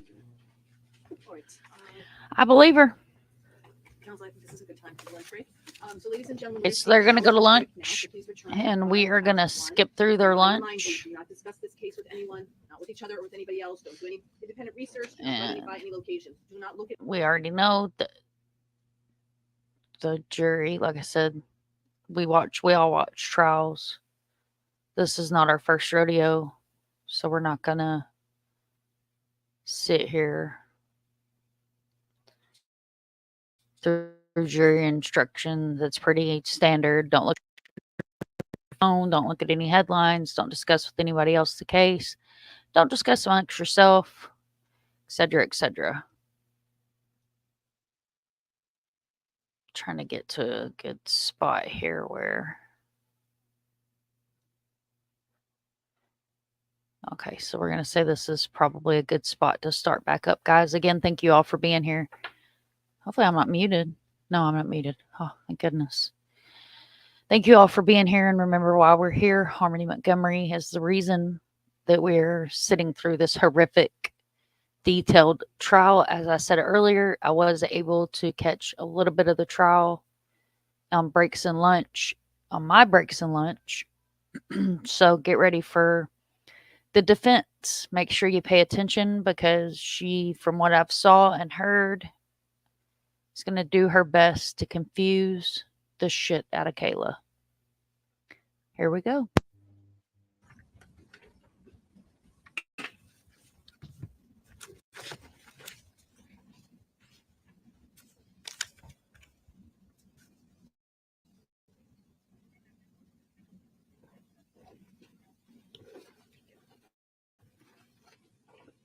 All right, jury.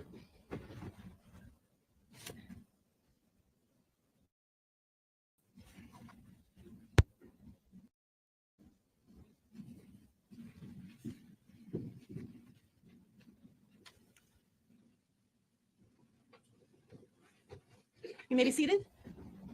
Ms. Montgomery, I just remind you that you remain under oath. Thank you, Your Honor. We have a lot of questions, but I do want to go back to some of the stuff that you said at the end and make sure I understand. I think you said that you were never alone with Harmony once you were evicted. Right. And I think you said pretty much the whole family unit stayed in the car. Yes. And that was from the time that you were evicted. Yes. And I think you also said something about from the time that you were evicted, every time you were in public, Harmony had to be under a cover. Yes. Okay. And you talked about an accident that was on November 29, Yes. and that's the day after Thanksgiving, Yes. a couple of days after you got evicted. Yes. And after that, on the same day of that accident, you actually went with the family to your mother's house. Yes. And so you, Harmony, Declan, and Seamus are there with your mother and her boyfriend and Adam. Yes. You were not in the car at that time. No, we were inside the apartment. And Harmony was not under a blanket. No. And on December, what is it? 2nd, you and Adam got in another bit of a fender bender, right? Yes. And that was out near Market Street, right? Yes. And the kids were not in the car that time, right? I don't remember. You don't remember that they were not in the car? I don't remember if they were in the car or not. Okay. So do you remember talking to the police about that traffic accident Yes. and telling them that you thought that Harmony was being babysat by Tabitha Scott? Yes. Because Harmony and Declan and Seamus were not in the car that accident, right? From when I was being told, asking to remember that. I beg your pardon? I was being asked that question before, Uh-huh. and I said maybe they were being babysat by Tabitha because I didn't remember if they were in the car or not. Okay. You couldn't remember who might be babysitting on either your mother or Tabitha, right? Right. Um, So I don't remember not having them in the car. okay. If I showed you a copy of the police report on that accident, would that help refresh your recollection of whether or not the kids were in the car? Yes.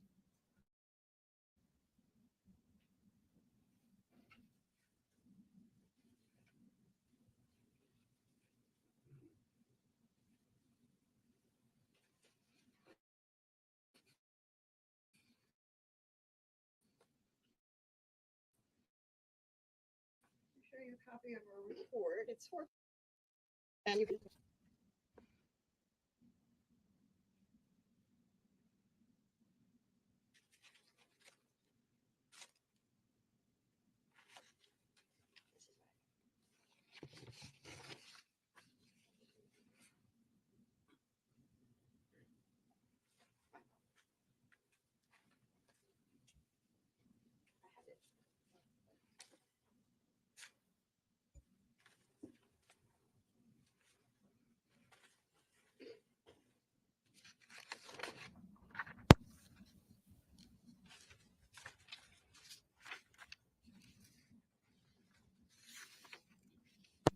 Okay. Does that refresh your recollection about whether the kids were in the car? No. It doesn't? No. Okay, I'm gonna ask you about that conversation with the police. You recall the accident, Yes. and you recall that it was near Market Street, Yes. and you recall that accident when you were talking to the police, correct? Yes. And I have a copy of that. We'll go back a little bit. You had a conversation with the police June 3rd. You recall that? Of what year? I'm sorry, 2022. Yes. And during that conversation, the police asked you about that accident, right? Yes. And when they asked you about the accident, they suggested that with it being at Market Street in the morning, you had probably just gone to the clinic, right? Yes. And they asked you where the kids were, right? Yes. And you said, I think Tabby was watching them. I think, I'm not 100% sure, but I don't remember if it was her or my mom, but I don't know because I wasn't really at my mom's house yet because we went on the 11th. Yes. Okay. So when they asked where the kids were, you thought that they were being babysat by Tabitha, perhaps your mother. Yes.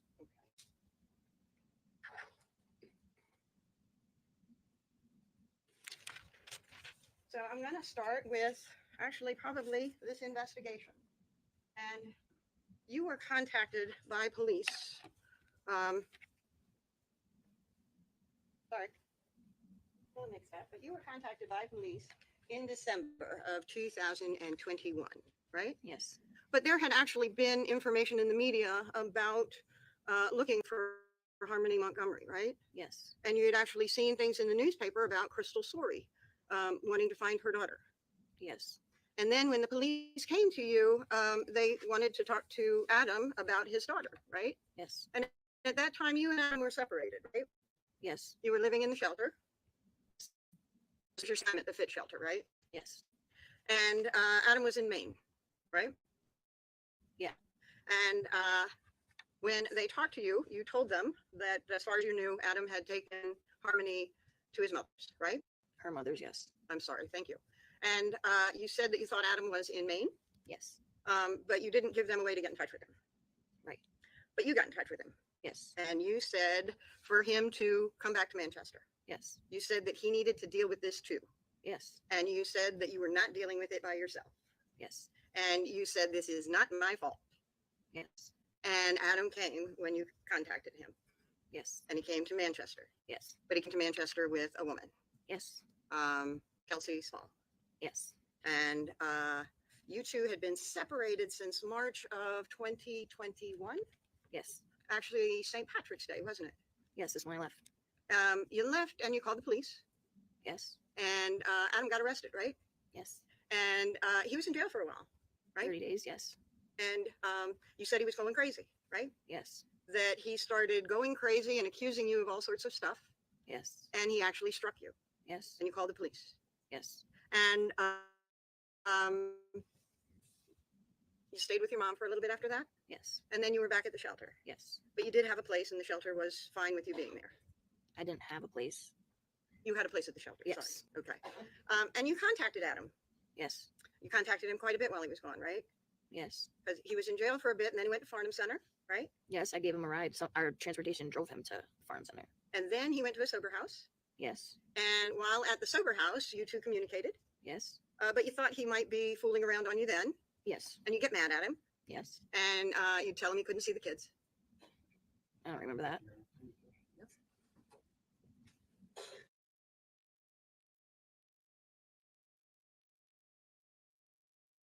And you have to keep in mind, guys, that she could possibly be lying, but then again, she was also actively using. So a lot of her memory could be shaded by drugs, especially depending on how heavily they were using. So there's that. And I'm not making excuses for her by any means. I'm just pointing out the fact that this lapse of memory could be she really honestly doesn't remember. So sometimes you wouldn't let him see the kids, and sometimes you would. I don't remember saying that he couldn't see the kids. Okay. Sometimes you'd get mad at him, Yes. and you'd communicate your anger to him, Yes. and then sometimes you got jealous, Yes. and you'd communicate your jealousy to him. But that I didn't know that he was with a girlfriend at those times. Right. You just were jealous. Is that right? Yes. Okay. Whether it was Kelsey or not, you didn't know what was going on, but Because he was accusing me too. right, So, right.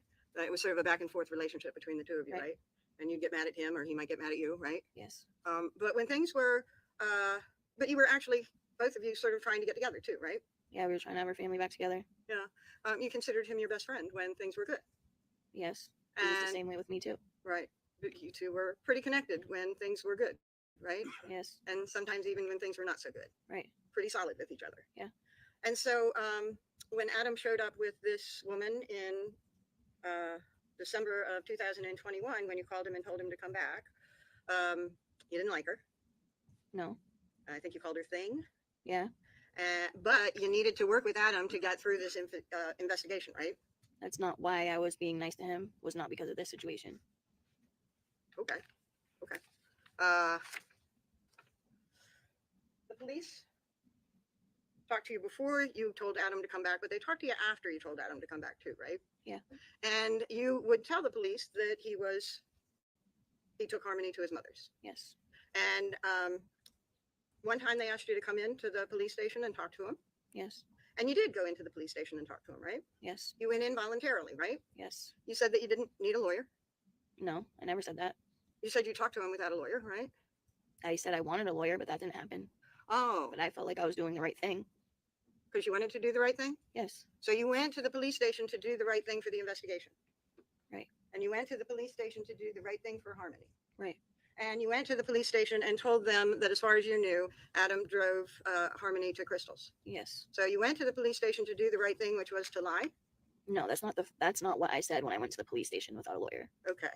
Do you recall that after you talked to them for a very long time, they gave you a chance to pull your thoughts together and be alone and maybe write down what you wanted to say. Yes. And that you did take that time to write down what you wanted to say to them, right? Yes. And they came in and you handed them the note, right? Yes. And they read the note, right? Yes. And they read it out loud for the record. Right? Yes. And they had you sign the note, right? Yes. And in that note, you said, I don't know what happened. No clue.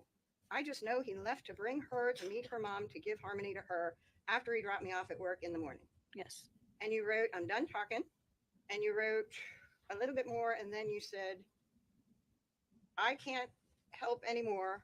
I'm sorry. I can't help you. Look at me, however. And I actually can't. To show you a copy of Exhibit A2 for ID and actually ask you what it says. Word.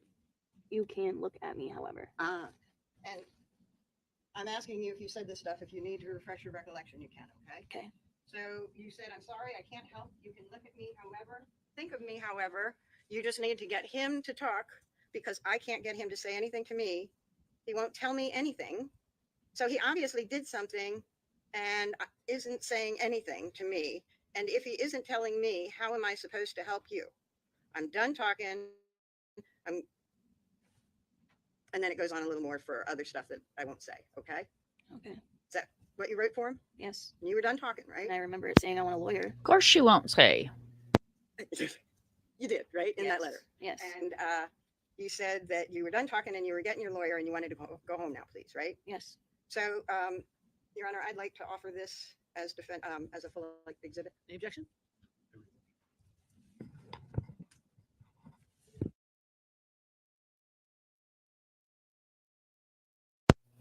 Of course, she won't say because I'm sure it's something that implicated Adam. And as I said earlier in the stream, they're not to know that he's incarcerated at the moment.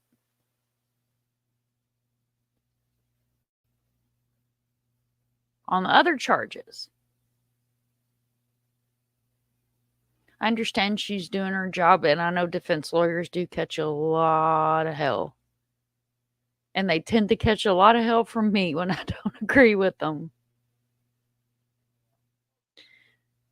But at least she's not, portraying herself like our beautiful case that we just watched, Ethan Crumbly's mom and that defense lawyer. But like I said, guys, I had some pretty good insight that this was going to be where she was going to try her best to confuse the hell out of Kayla.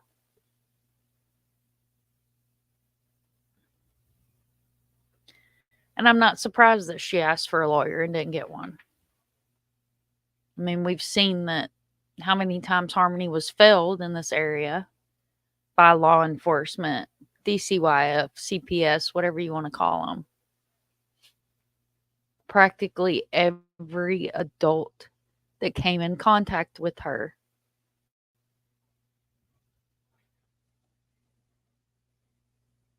failed this child.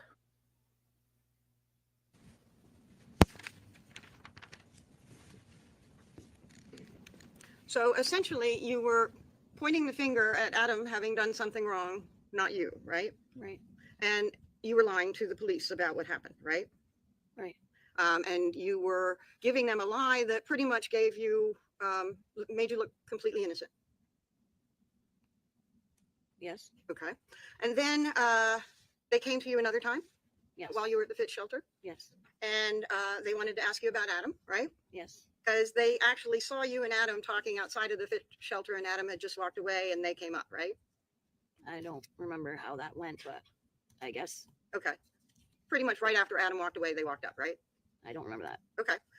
When they told you that they wanted to talk about Adam, you just sort of smiled at him and walked away, right? Yeah. Okay. And when the officer asked you to come to the police department, you said you'd already told him everything, right? Yes. And that was a lie as well, right? And then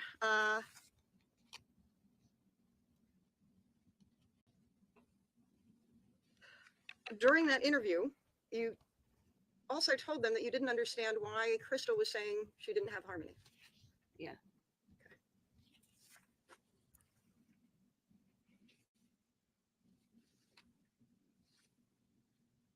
And in that, and what you told the police back then was that you didn't have a clue what had happened, right? Right. And again, you are distancing yourself so that you have no fault in this, right? They can't blame you. That's not what I was doing. I was doing what I was told to do the whole time. Okay.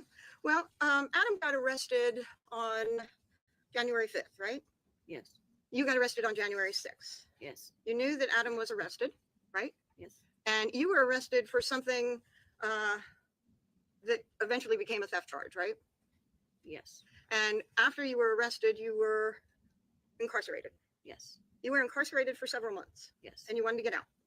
Yes. You worked very, very hard to get out, right? Yes. You worked very hard to get into rehabilitation shelters and the like in hopes that you could get out to the shelter Yes. on bail. Yes. And it took a long time, right? Yes. I think it was May 6th you finally got out. Yeah, it was 4 months. Pardon? Exactly. Okay. So May 6th is about right? Yes. This is where you come into codependent, toxic relationship, possibly trauma bonding. These are all things that are going to play into the fact that she lied to law enforcement. Monster or not, when you're that far into addiction, your brain is not going to work like a normal thought process.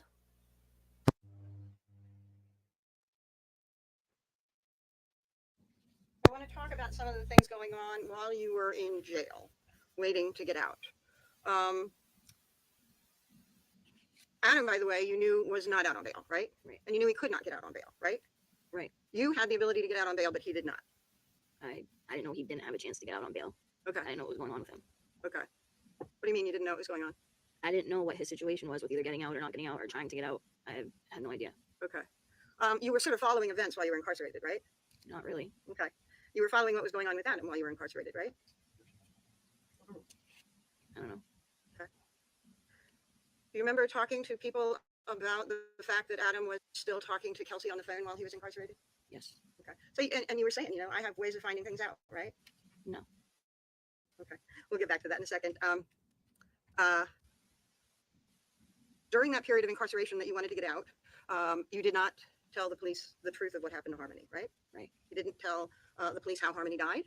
Right. You didn't tell them when she died. Right. You didn't tell them anything truthful at all, right? Right. And then while you were in jail, you sort of thought about your own trouble and maybe how to get out of trouble, right? Not just my own trouble, but okay. What do you mean? I don't know how to explain it. You thought about missing the kids, you mean? Their trouble too, because they didn't have their mother? Yeah, and Adam. I was still thinking about Adam too. Okay. You were thinking about Adam, weren't you? Yeah. And while you were thinking about how to get out of trouble, you sort of wrote some of your thoughts down on paper about how to get out of trouble, right? Not how to get out of trouble, just what I was thinking. Yes. About what you wanted while you talked about betraying Adam, right? Right. To get what you wanted, right? No. Okay. I'm going to show you a copy of what is marked for ID as G10. Let's see if you recognize these writings.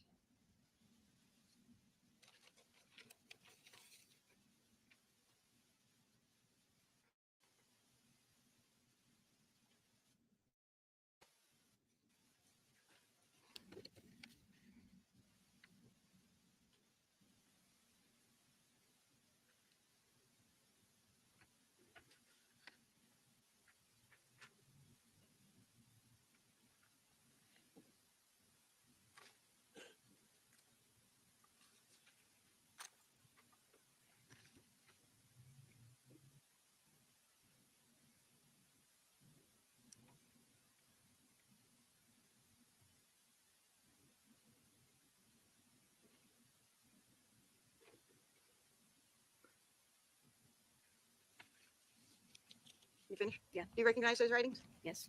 And those are writings of your thoughts that you put to paper about what you wanted to betray Adam, right? No. They are my thoughts. Yes. Okay. Well, let's go. One of the things that you wanted was one last time with Adam, right? Right. You wanted one last time to maybe kiss him or make love. Yep. And what you didn't write was that you wanted protection from Adam, right? Right. What you didn't write was that you were afraid of Adam. right? Right. Because you didn't want protection from Adam, right? I wasn't thinking about that. Okay. You just wanted to be with him one last time before you, as you put it, betrayed him, right? Yes. And having one last time with Adam before you talked to the police, you felt like he would understand and he would love you back, right? No, I'm thinking about the conversation that him and I had before About, about the kids still having their mother Okay. when the situation occurs, right? and that he would take everything, Yeah. so that I could be with the kids. Right. You two talked about that and what would happen. And you both agreed that you were the mother. You were more important to the kids, right? Right. That you were the mother of his children, right? Right. And you needed to be there for his children, Right. right? And you needed to be around more than he needed to be around. No. You actually wanted him to not be caught, right? Yeah, I didn't. Pardon? I didn't. And you wanted him to not be blamed for the death Right. because he didn't do what you said he did. He did do what he did. Okay. Well, one of the things that you wanted, other than being alone one last time, was immunity. Immunity for everything, the charges you were facing and what you were about to say, right? Right. And it's what you were about to say about Adam, right? Right. You weren't going to say anything about you if you didn't have to, right? I was going to say everything. Okay. And you wanted the kids in your life. You didn't want to lose custody of your kids, right? Right. And you wanted treatment, right? Right. You wanted mental health counseling, right? Right. And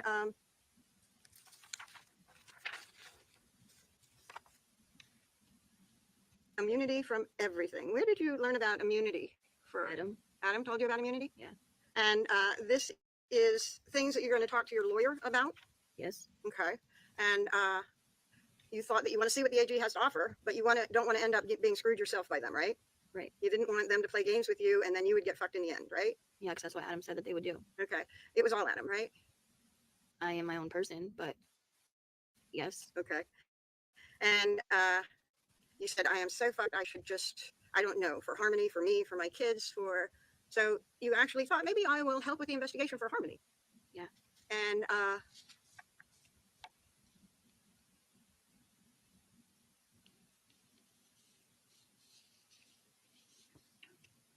one of the things is you were noticing that Seamus was having a hard time, as well as Declan, and you didn't want them to get adopted out, right? Right. And it's one of the things that you talked to Adam about when you two agreed not to talk about Harmony's death was that people would take the children. Right. And you didn't want people to take the children, right? Right. And you would rather hide Harmony's death than have Exactly. the state come and take the children from you, right? That's not what I was Facts. thinking. My Okay. opinion as Well, well. you two talked about it and how important it was for you to be there with the kids and for them not to take the children, right? Yes. And it is a conversation that you and Adam had. after you discovered Exactly. Harmony's death. Yes. And it is something that you agreed to after you discovered Harmony's death, right? Yes. And Adam did agree to take the fall after you discovered Harmony's death and had that conversation. Yes. And as you said, when you two were in sync, it was about as tight as it could be, right? Right. Best friends, do anything for the other. Right. Trauma bonding, in my That note opinion. was your thoughts for what you wanted your attorney to talk to the AG about, right? Yes. And that note was found in your cell, hidden like between the mattress and the frame. No, it was in a book. Okay, but it was found during a regular cell search, right? Yes. And the COs asked you about that note, Yes. and you said that you wanted to talk to the AG. Yes. And when you hoped to talk to the AG, those were the conditions that you wanted to get. Yes. And you did not have a conversation with the AG in January, right? No. Didn't have a conversation with the AG in February, right? No. Didn't have a conversation with the AG in March, right? No. But you did get a subpoena for the grand jury, Yes. and you understood what the grand jury was. Yes. And you did get out May 6th, right? That was Yes. before the grand jury, right? Yes. And you still didn't talk to the AG before you went to the grand jury. Right.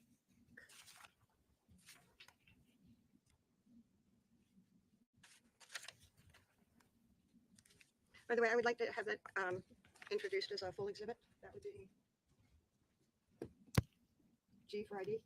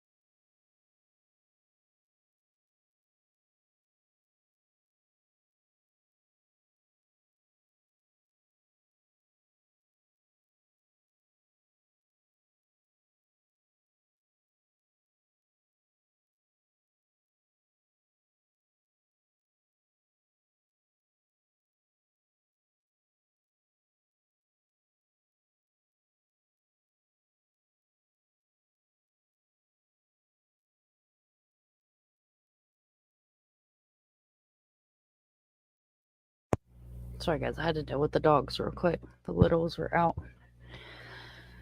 My min pen is old and stubborn. Let's see what Dandy's got to say. Kelsey Small is another fine example of a beautiful woman lost to the grips of Adam. Absolutely. Absolutely, she Action is. is withdrawn. Exhibit G, the ID is stricken. It is entered as a full exhibit.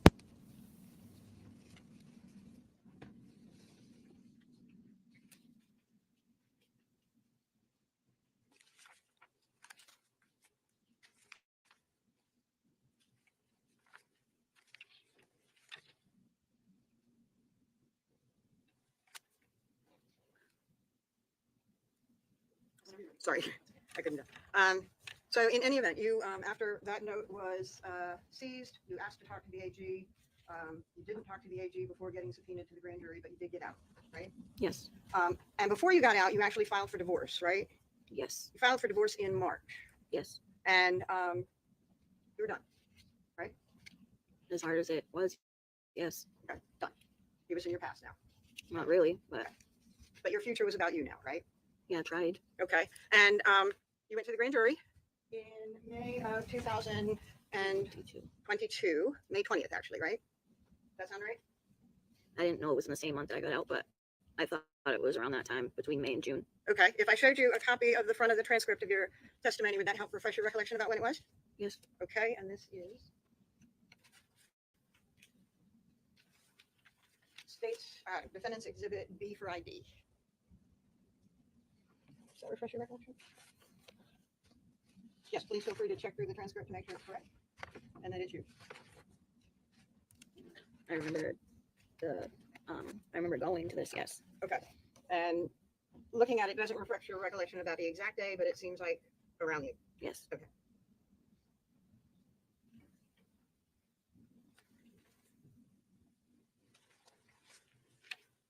Now, when you went to the grand jury, you had no immunity, right? Right. You had no agreement with the state. Right.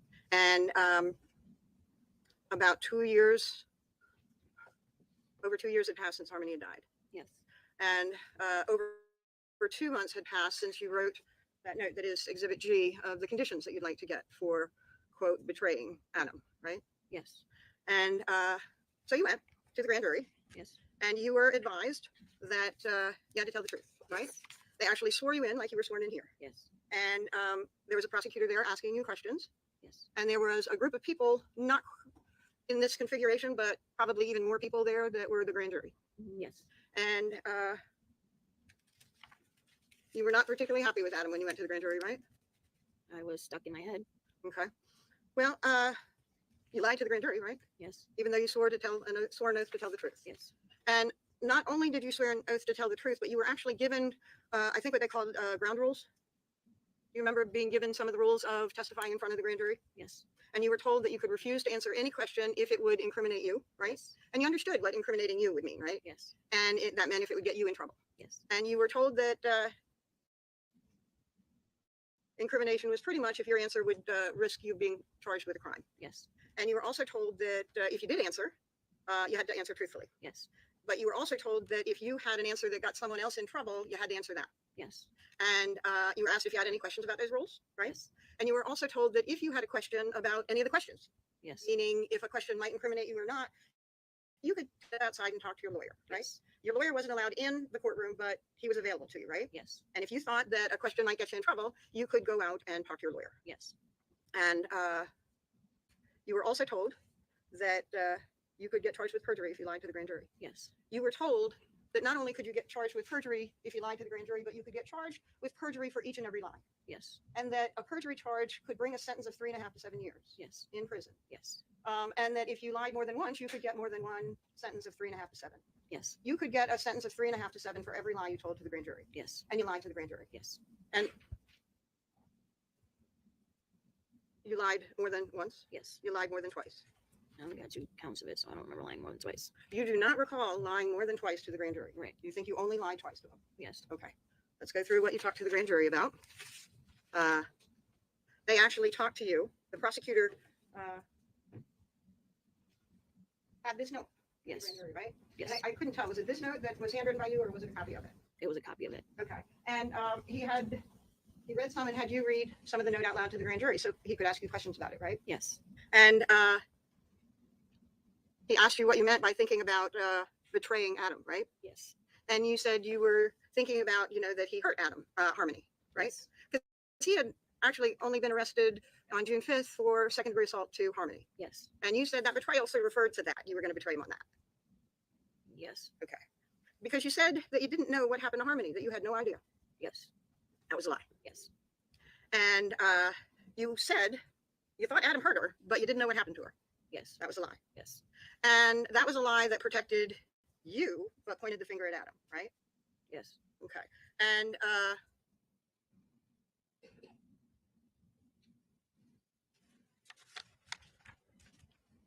you were asked about physical abuse by Adam, Yes. and you said he spanked her a couple of times when she wasn't listening or something, but it wasn't a lot. Yes. Was that a lie? No. And when they asked, well, what is it that you're talking about betraying him? You said, well, he verbally abused her by putting her in a corner and spanking her. Yes. Was that a lie? No. Okay. You told the grand jury that the last time you saw Harmony was 2 days after Thanksgiving, 2019. Yes. Was that a lie? Yes. You told them that Adam dropped you off at work because he was bringing her to her mother's. Yes. Was that a lie? Yes. And you said all the kids were in the car, you were going to work, and everybody was fine. Yes. Was that a lie? Yes. You said that you worked in the morning. You knew it was. They asked you about your shift, and you said it was 6 to 2 at Dunkin' Donuts, right? Yes. And that was the truth for when you worked at Dunkin' Donuts, but it was a lie for 2 days after Thanksgiving, right? You didn't work at Dunkin' Donuts 2 days after Thanksgiving. Right. And that was one of the lies that you got charged with. Yes. Okay. But you had lied before that, right? To the grand jury already. Yes. And then you also said the day that you were working on at Dunkin' Donuts, and that was your second charge. Yes. So you got charged for lying about the shift that you worked at Dunkin' Donuts, and you got charged for lying about It was a location.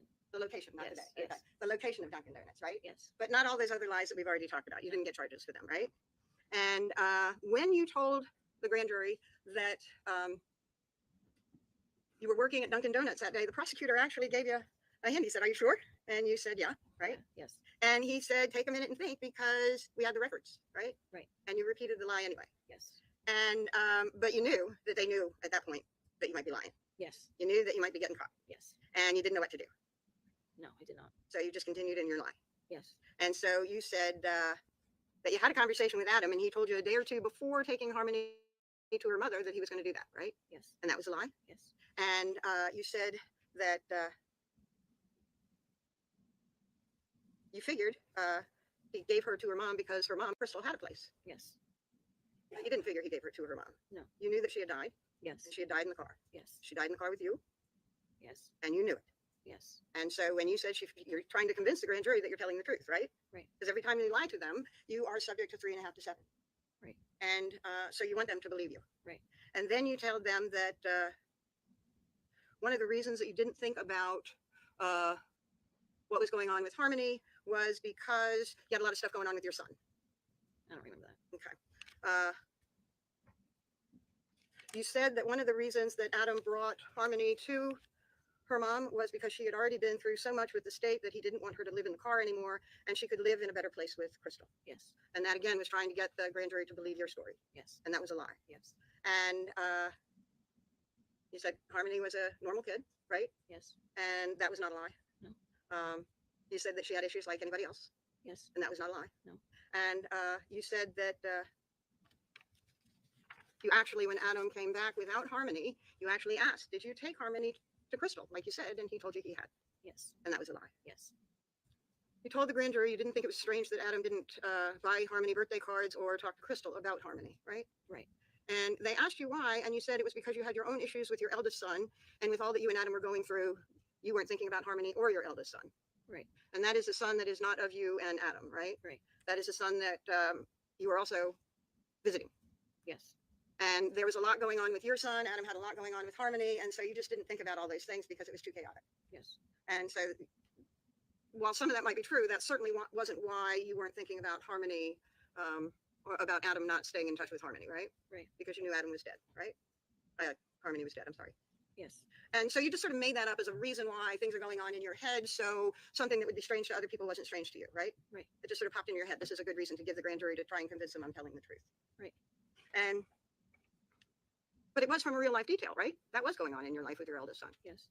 And you told the grand jury that Adam had been violent to you, so you believed that he had been violent to his daughter, Yes. but you hadn't seen anything. Right. And you told them that you were under the assumption that whole time that Harmony was with her mother. Yes. Another lie. Yes.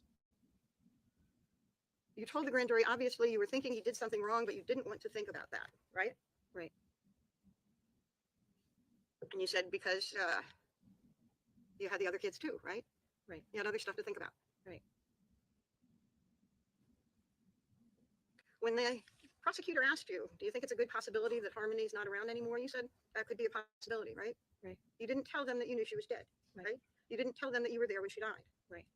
And that's kind of a lie by omission, right? Yes. It's like not telling him something to send him down the wrong road, right? Right.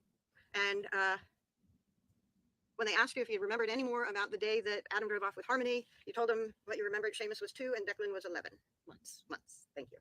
Yes. Okay. And you were asked if you remembered anything Adam said, and you said, no, not that I can. You sort of let it trail off, right? Right. You were asked if you were done with Adam at the time that you were testifying, right? Right. They said, are you done with him? And you said yes. Right. And are you saying that was a lie? Yes. Okay. And you told them that you kept insisting that all you knew was that Adam drove off with Harmony, and that was all you knew. Yes. And that was a lie. Yes. And that is protecting you. And Adam. It's actually pointing the finger at Adam, right? No. Okay. Not when it's the lie. Because you told them that you thought Adam must have done something wrong with Harmony, right? Right. And you were pointing the finger at Adam, right? Right. And you were protecting you. Right. Okay. And when the subject of the items that Harmony had, you told them that Harmony had a sports cup with pink flowers, right? I don't remember telling them that. They showed me a picture of it. Oh, okay. Do you remember telling them that?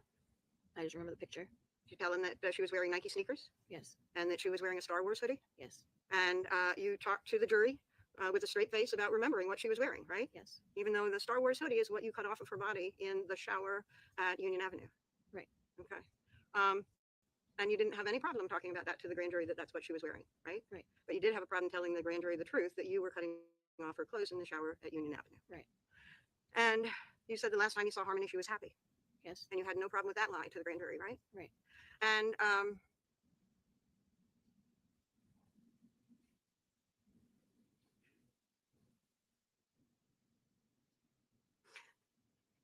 the last time you saw Harmony, you thought she was asleep, but she was dead. Yes. Okay.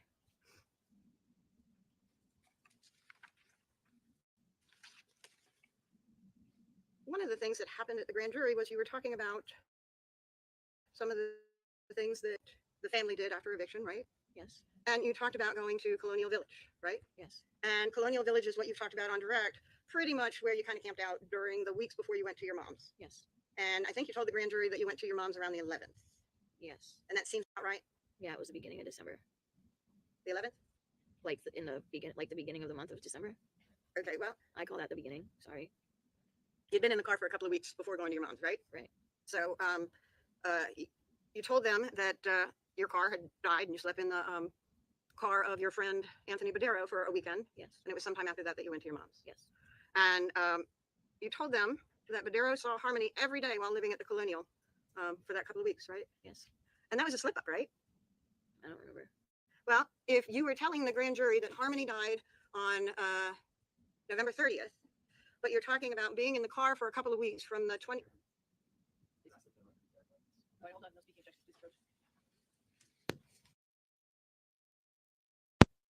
Guys, see what I'm saying?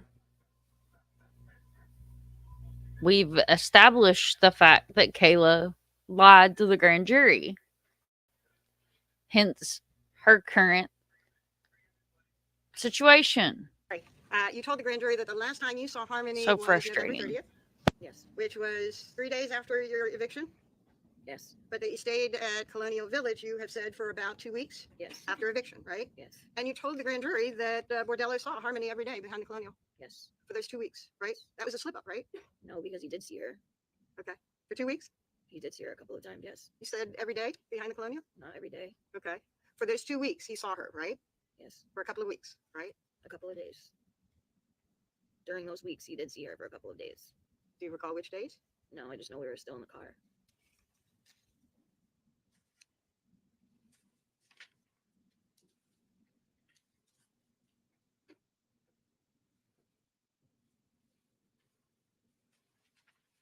Did Anthony Bordello didn't see y'all very much before you were parked at the Colonial, right? Yes, he did. Okay. Did he see Harmony often? Once in a while, if we drove to his place, Okay. Would you go in to his place with Harmony? no, Okay. we'd be in the car. Okay. And so I'm going to show you a portion of your grand jury testimony.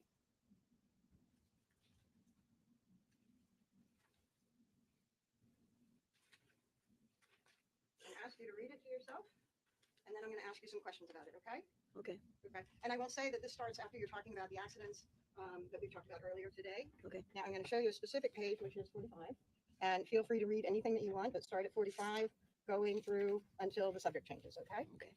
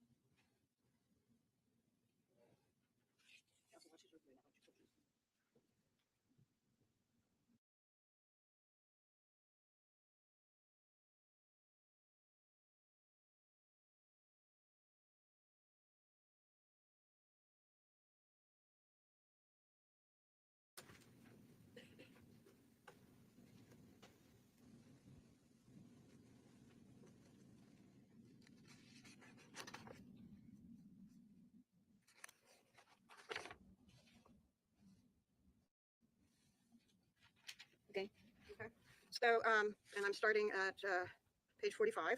The prosecutor talked about, so you stayed near Colonial Village for a period of time, right?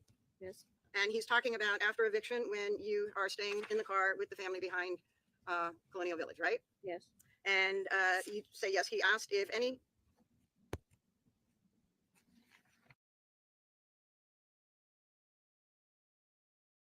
Thank you guys for all being here. I definitely do appreciate you guys hanging out. Means the world to me. Those on replay crew, love you guys too. Thank you so much for being here. The support's always appreciated. I definitely do appreciate my community Refresh your recollection. Yes. And our at first bush you told them lurkers. that Badero saw Harmony. Did you tell them that Badero saw Harmony for probably every day for like a couple of weeks? Yes. Was that the truth? No, it was like every couple of days. For the whole 2 weeks? Yes. He would go out there to the car, right? And talk to y'all, right? Yes. And sometimes he and Adam would go off and do stuff. No. Adam and he might actually give Badero, drive Badero in Badero's car for a while, right? No. And that's why was Badero coming out to the car for you? Because we were getting drugs. Okay, so you're saying Badero came out to the car to give you drugs? Yes. Okay. Welcome in, You Juju. said Thank that you for Badero saw stopping Harmony by. probably every day, but now you're saying it's probably every couple of days? Yes. And after you said that to the prosecutor, do you remember actually addressing the fact that you said that you hadn't seen Harmony after November 30th? No. Does that refresh your recollection about whether he raised that? I'm sorry. That he actually reminded you that you had said that Harmony went missing on the 30th, right? Right. And so he said, are you saying Badero saw Harmony before November 30th? And you said, yeah. Yes, he did. Okay. But you were actually saying also that Badero saw Harmony during that 2-week period that you were behind his place? Right. Okay.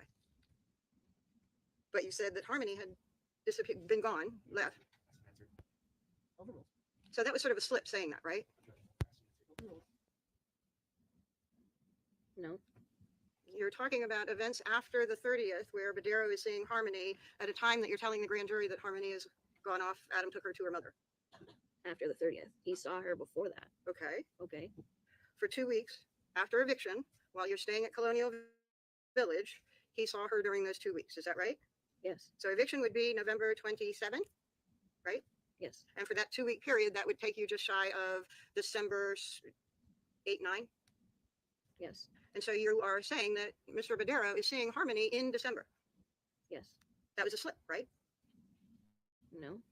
I didn't know what the last time was that he saw her, but I know that he did see her every couple of days during that time. Okay, but if Harmony was if you're saying that Harmony is gone since November 30th, how can somebody be seeing her in your car after November 30th?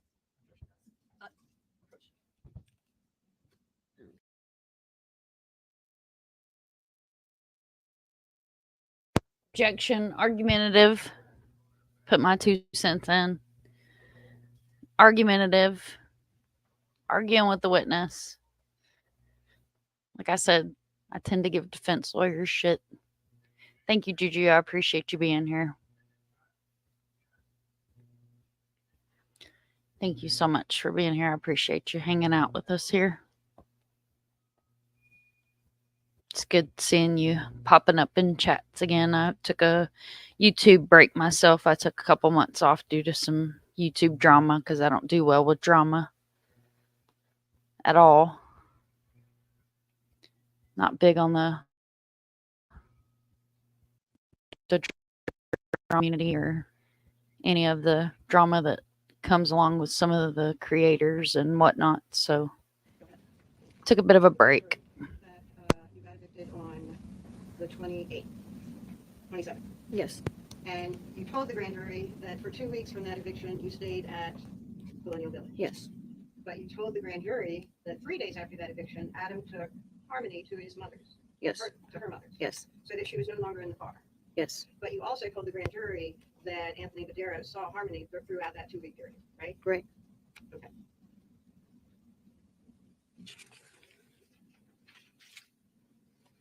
Are you saying that Harmony was in your car during that 2-week period for Badero? Are you telling the grand jury that he was in your car for that 2-week period after Adam had taken Harmony to her mother's? Yes, because that didn't happen. Overruled. Pardon? Yes, because she didn't actually go missing on November 30th. So yes, he did see her. Okay. So that was actually the truth, Right. right? And it was a truth that was very inconsistent with the lie that you had been telling, right? Right. So you sort of slipped up there, but it got missed, right? Yes. After that, maybe it is a good spot. Ladies and gentlemen, this is a good time for our mid-afternoon break. We'll take about 15 minutes, and we'll come back and resume the testimony. I'll ask you to just stay here. Please rise for the jurors.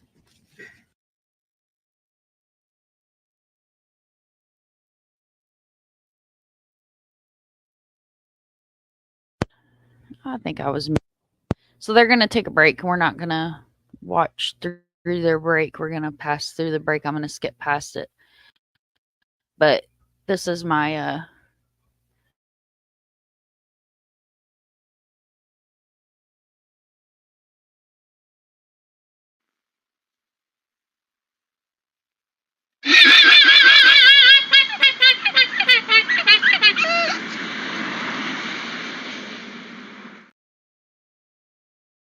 that's my drama llama. And then here's what turned the creators that start drama turn into.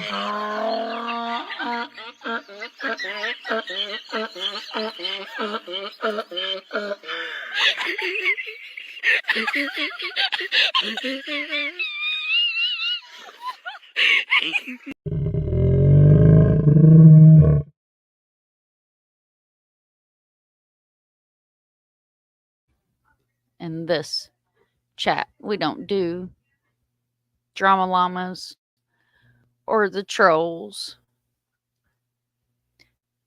Collected trolls as a little girl, and I'm not a fond of the ones that don't have cute, fun colored hair.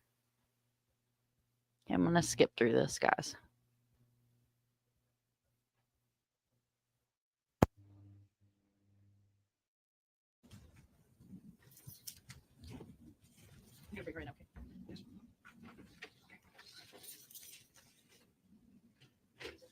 in.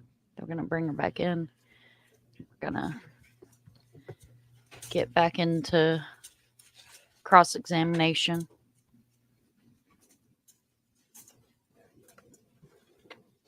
Everybody ready? Yes. No. Not quite yet. Not quite yet. Not quite yet. Oh, I don't know what that is, but I hope y'all can't hear it. That's terrible. Do you like that? Please rise to the My toast. drama llama? My sister made me a coffee cup. It's over here of the drama llama. Well, it's blocked behind my stuff.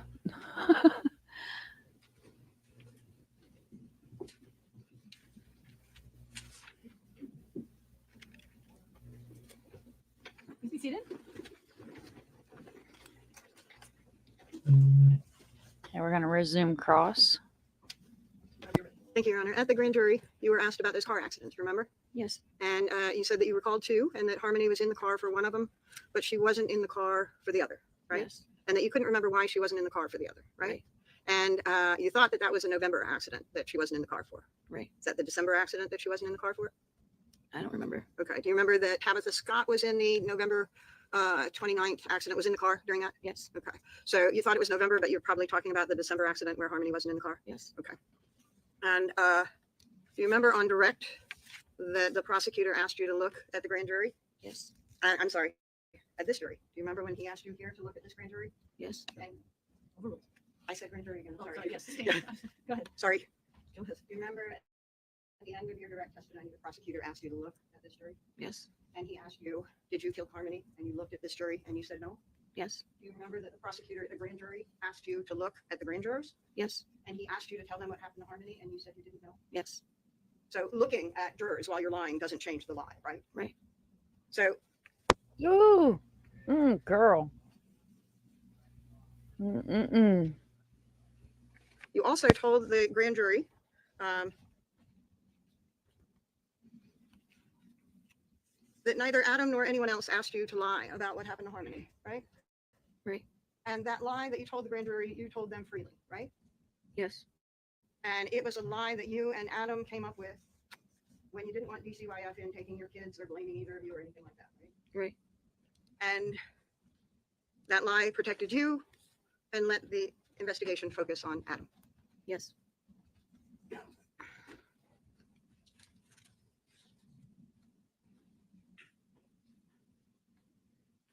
You also told the grand juror that when you contacted Adam and told him to come back to Maine and he came back to Maine, you said that once there,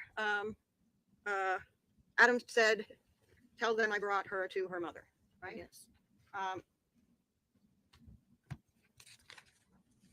And that was sort of the truth, right? Yes. As he said, you'll be okay, just stick with the story, right? Right. You didn't have to worry. Right. He would be there for you. Right.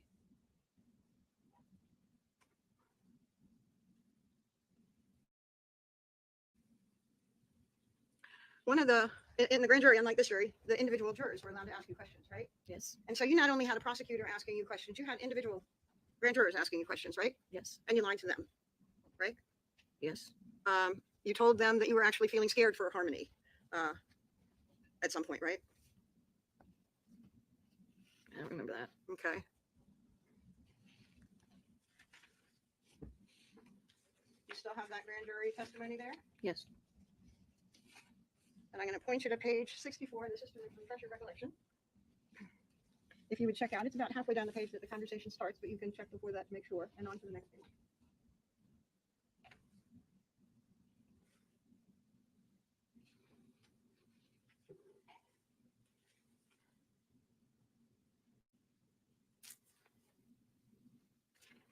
And this is what I was talking about, trying to muck the waters up, because we already know she lied. She admitted she lied to the grand jury. We're aware that she lied to the grand jury.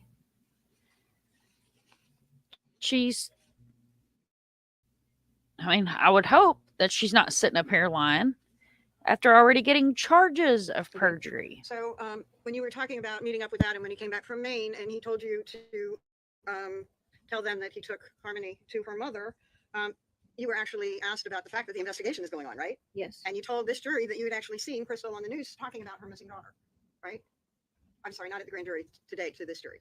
Yes. And when, in light of that, when Adam said I took her to her mother, do you remember being asked at that point again, did it make you wonder what really happened to Harmony? And you said, yeah, it did, right? Yes. And do you recall being asked if you were scared for Harmony at that point, Yes. telling the grand jurors that you were scared for her? Yes. And you were telling the grand jurors this at a time that you knew that she was dead. Yes. And you insisted you didn't know what happened to her, right? Right. Now, these are several more lies that you've told the grand jury, right? Right. And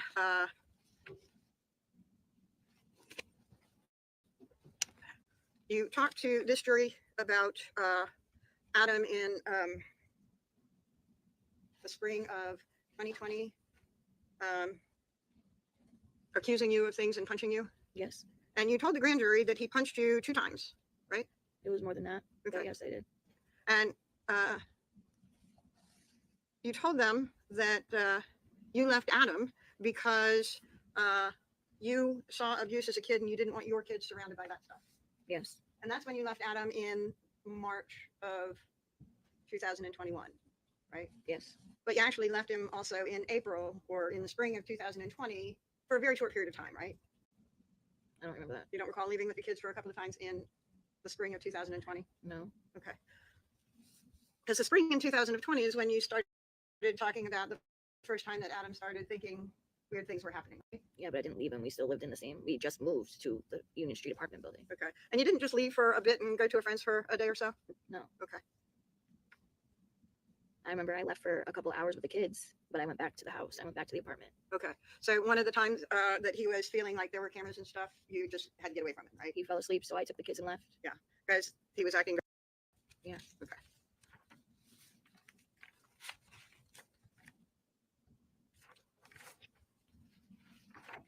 I think I'm going to move on from the grand jury testimony for now. Take that back away from you if you'd like. Thank you.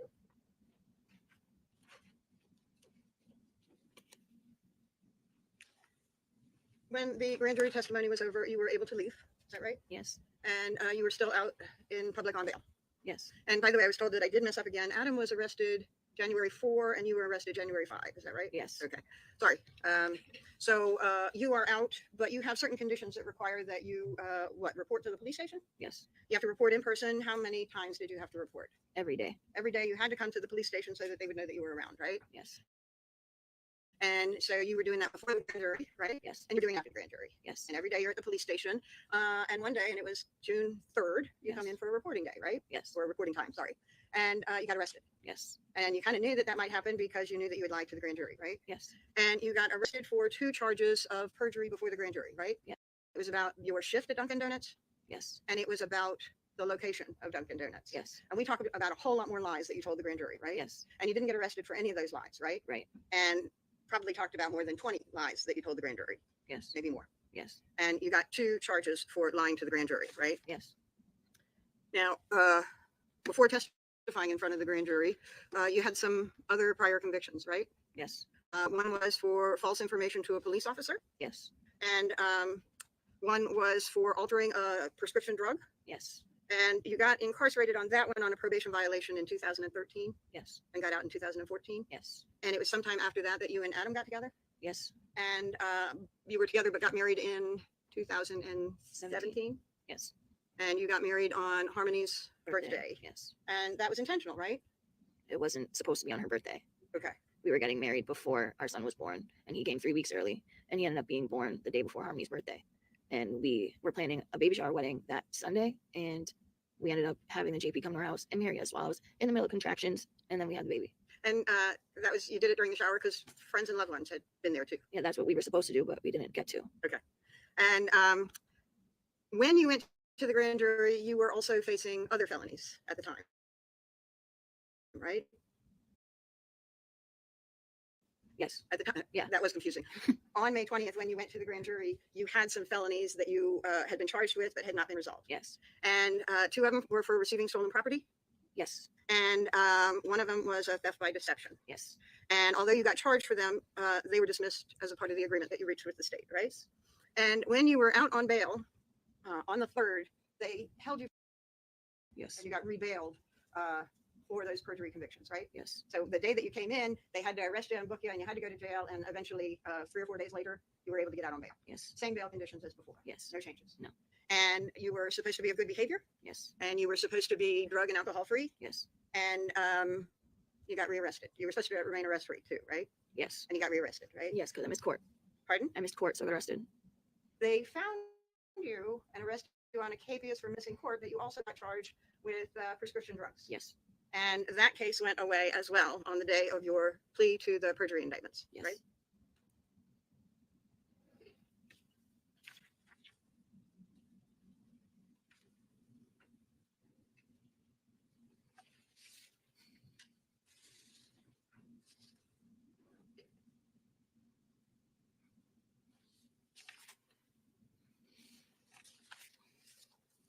So I want to talk about June 3rd and your interview with the police.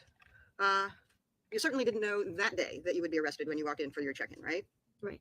And on that day when you walked in and got arrested on your check-in, you didn't know if you would be able to walk out. Right. They might hold you in jail again for perjury. Right. Because it's a pretty serious offense, right? And you knew that when you raised your hand and swore an oath to the grand jury that if you lied to them, it would be a very serious thing. Yes. And so you were kind of concerned that you may not be able to get back out on bail when you got arrested. Yes. And you said you were ready to talk. Yes. You said you wanted to give a statement, right? Right. And you did not have an agreement when you said that, right? Right. You did not have any negotiation when you said that, right? Right. The AG had not actually met up with you at all when you said that, right? Right. And you wanted to make sure that you got out as soon as you could, right? Right. And so your attorney was called, Yes. and there was a sort of agreement reached before you gave your statement, right? Right. And you didn't get immunity for crimes, right? Right. And you didn't get future immunity for any crimes that you might commit. Right. But you did get an agreement that whatever you said that day couldn't be used against you. Right. And that they would look at what you said that day, and if they wanted to use it, then you might be able to reach an agreement. Right. And so that wasn't the immunity from everything that you had wanted, right? Right. That wasn't the no time deal that you had wanted, right? Right. That wasn't the ankle monitor that you had wanted, right? Right. And there was certainly no guarantee or conversation about you and your future life with your children. Right. But you knew they had you solid on the perjury, right? Right. You were never getting around that one, right? Right.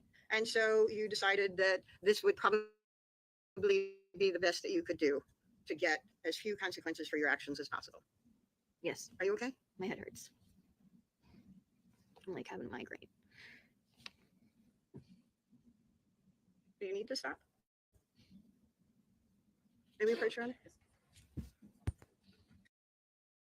Okay, so a lot of people are giving her a hard time about having a headache, but you got to keep in mind she's cried off and on this whole trial.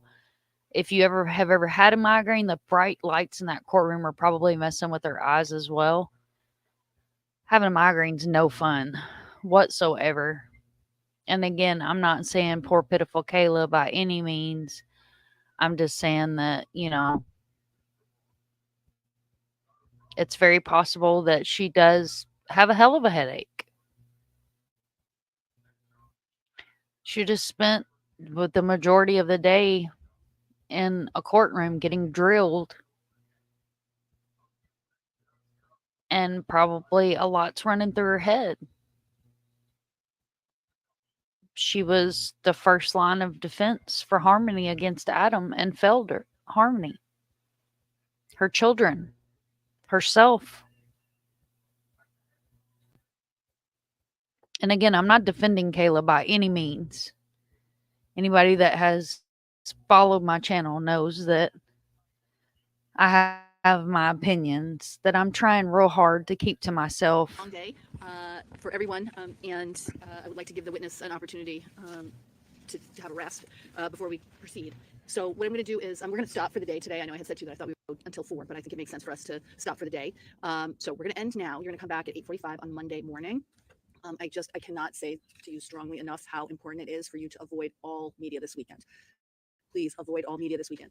Okay, so we're not going to listen to jury instructions. We've all watched trials and we all know how jury instructions go. So I normally have been running Harmony's photo at the end of these replay trial lives. But tonight I'm going to do this a little bit different. Harmony is missing still, so I want to make sure that I highlight my missing kids.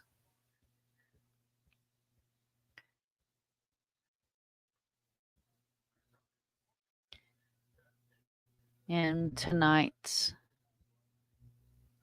ending of the live. Again, thank you for everybody that was here. Replay crew, I appreciate you as well. Lurkers in the bushes. I always, I appreciate my lurkers. Each case you see flashing across your screen is a different story.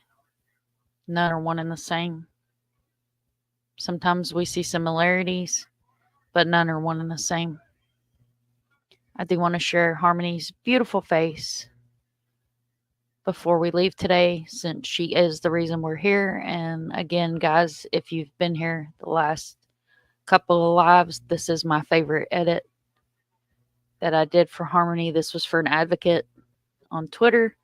She messaged and asked if I could take this beautiful picture, take out the background, and put some pretty wings on Harmony. So as requested, that is what I did. But guys, it is 15 minutes till 9. I did see on Crime Curious's community page that she has canceled her study session for tonight and will reschedule. I believe it said for tomorrow. Definitely check out her channel if you're not subbed up to Crime Curious. The think tank, Miss Frankie, does an amazing job. Remember, if you see something, say something. It takes a village to raise a child. You are appreciated. Hug your kids. Hug your dogs. Hug your wife. Hug your husbands. If you have an addict in your family you haven't heard from, reach out to them. If you have a child in your family you haven't heard from and you haven't seen, ask questions. Y'all have a beautiful night. Happy Friday. And always know, if you need me, you can always get me on Twitter. You can message me on Facebook. We have a Facebook page, and Mind of Monsters is on Facebook as well. And I'm always an email away.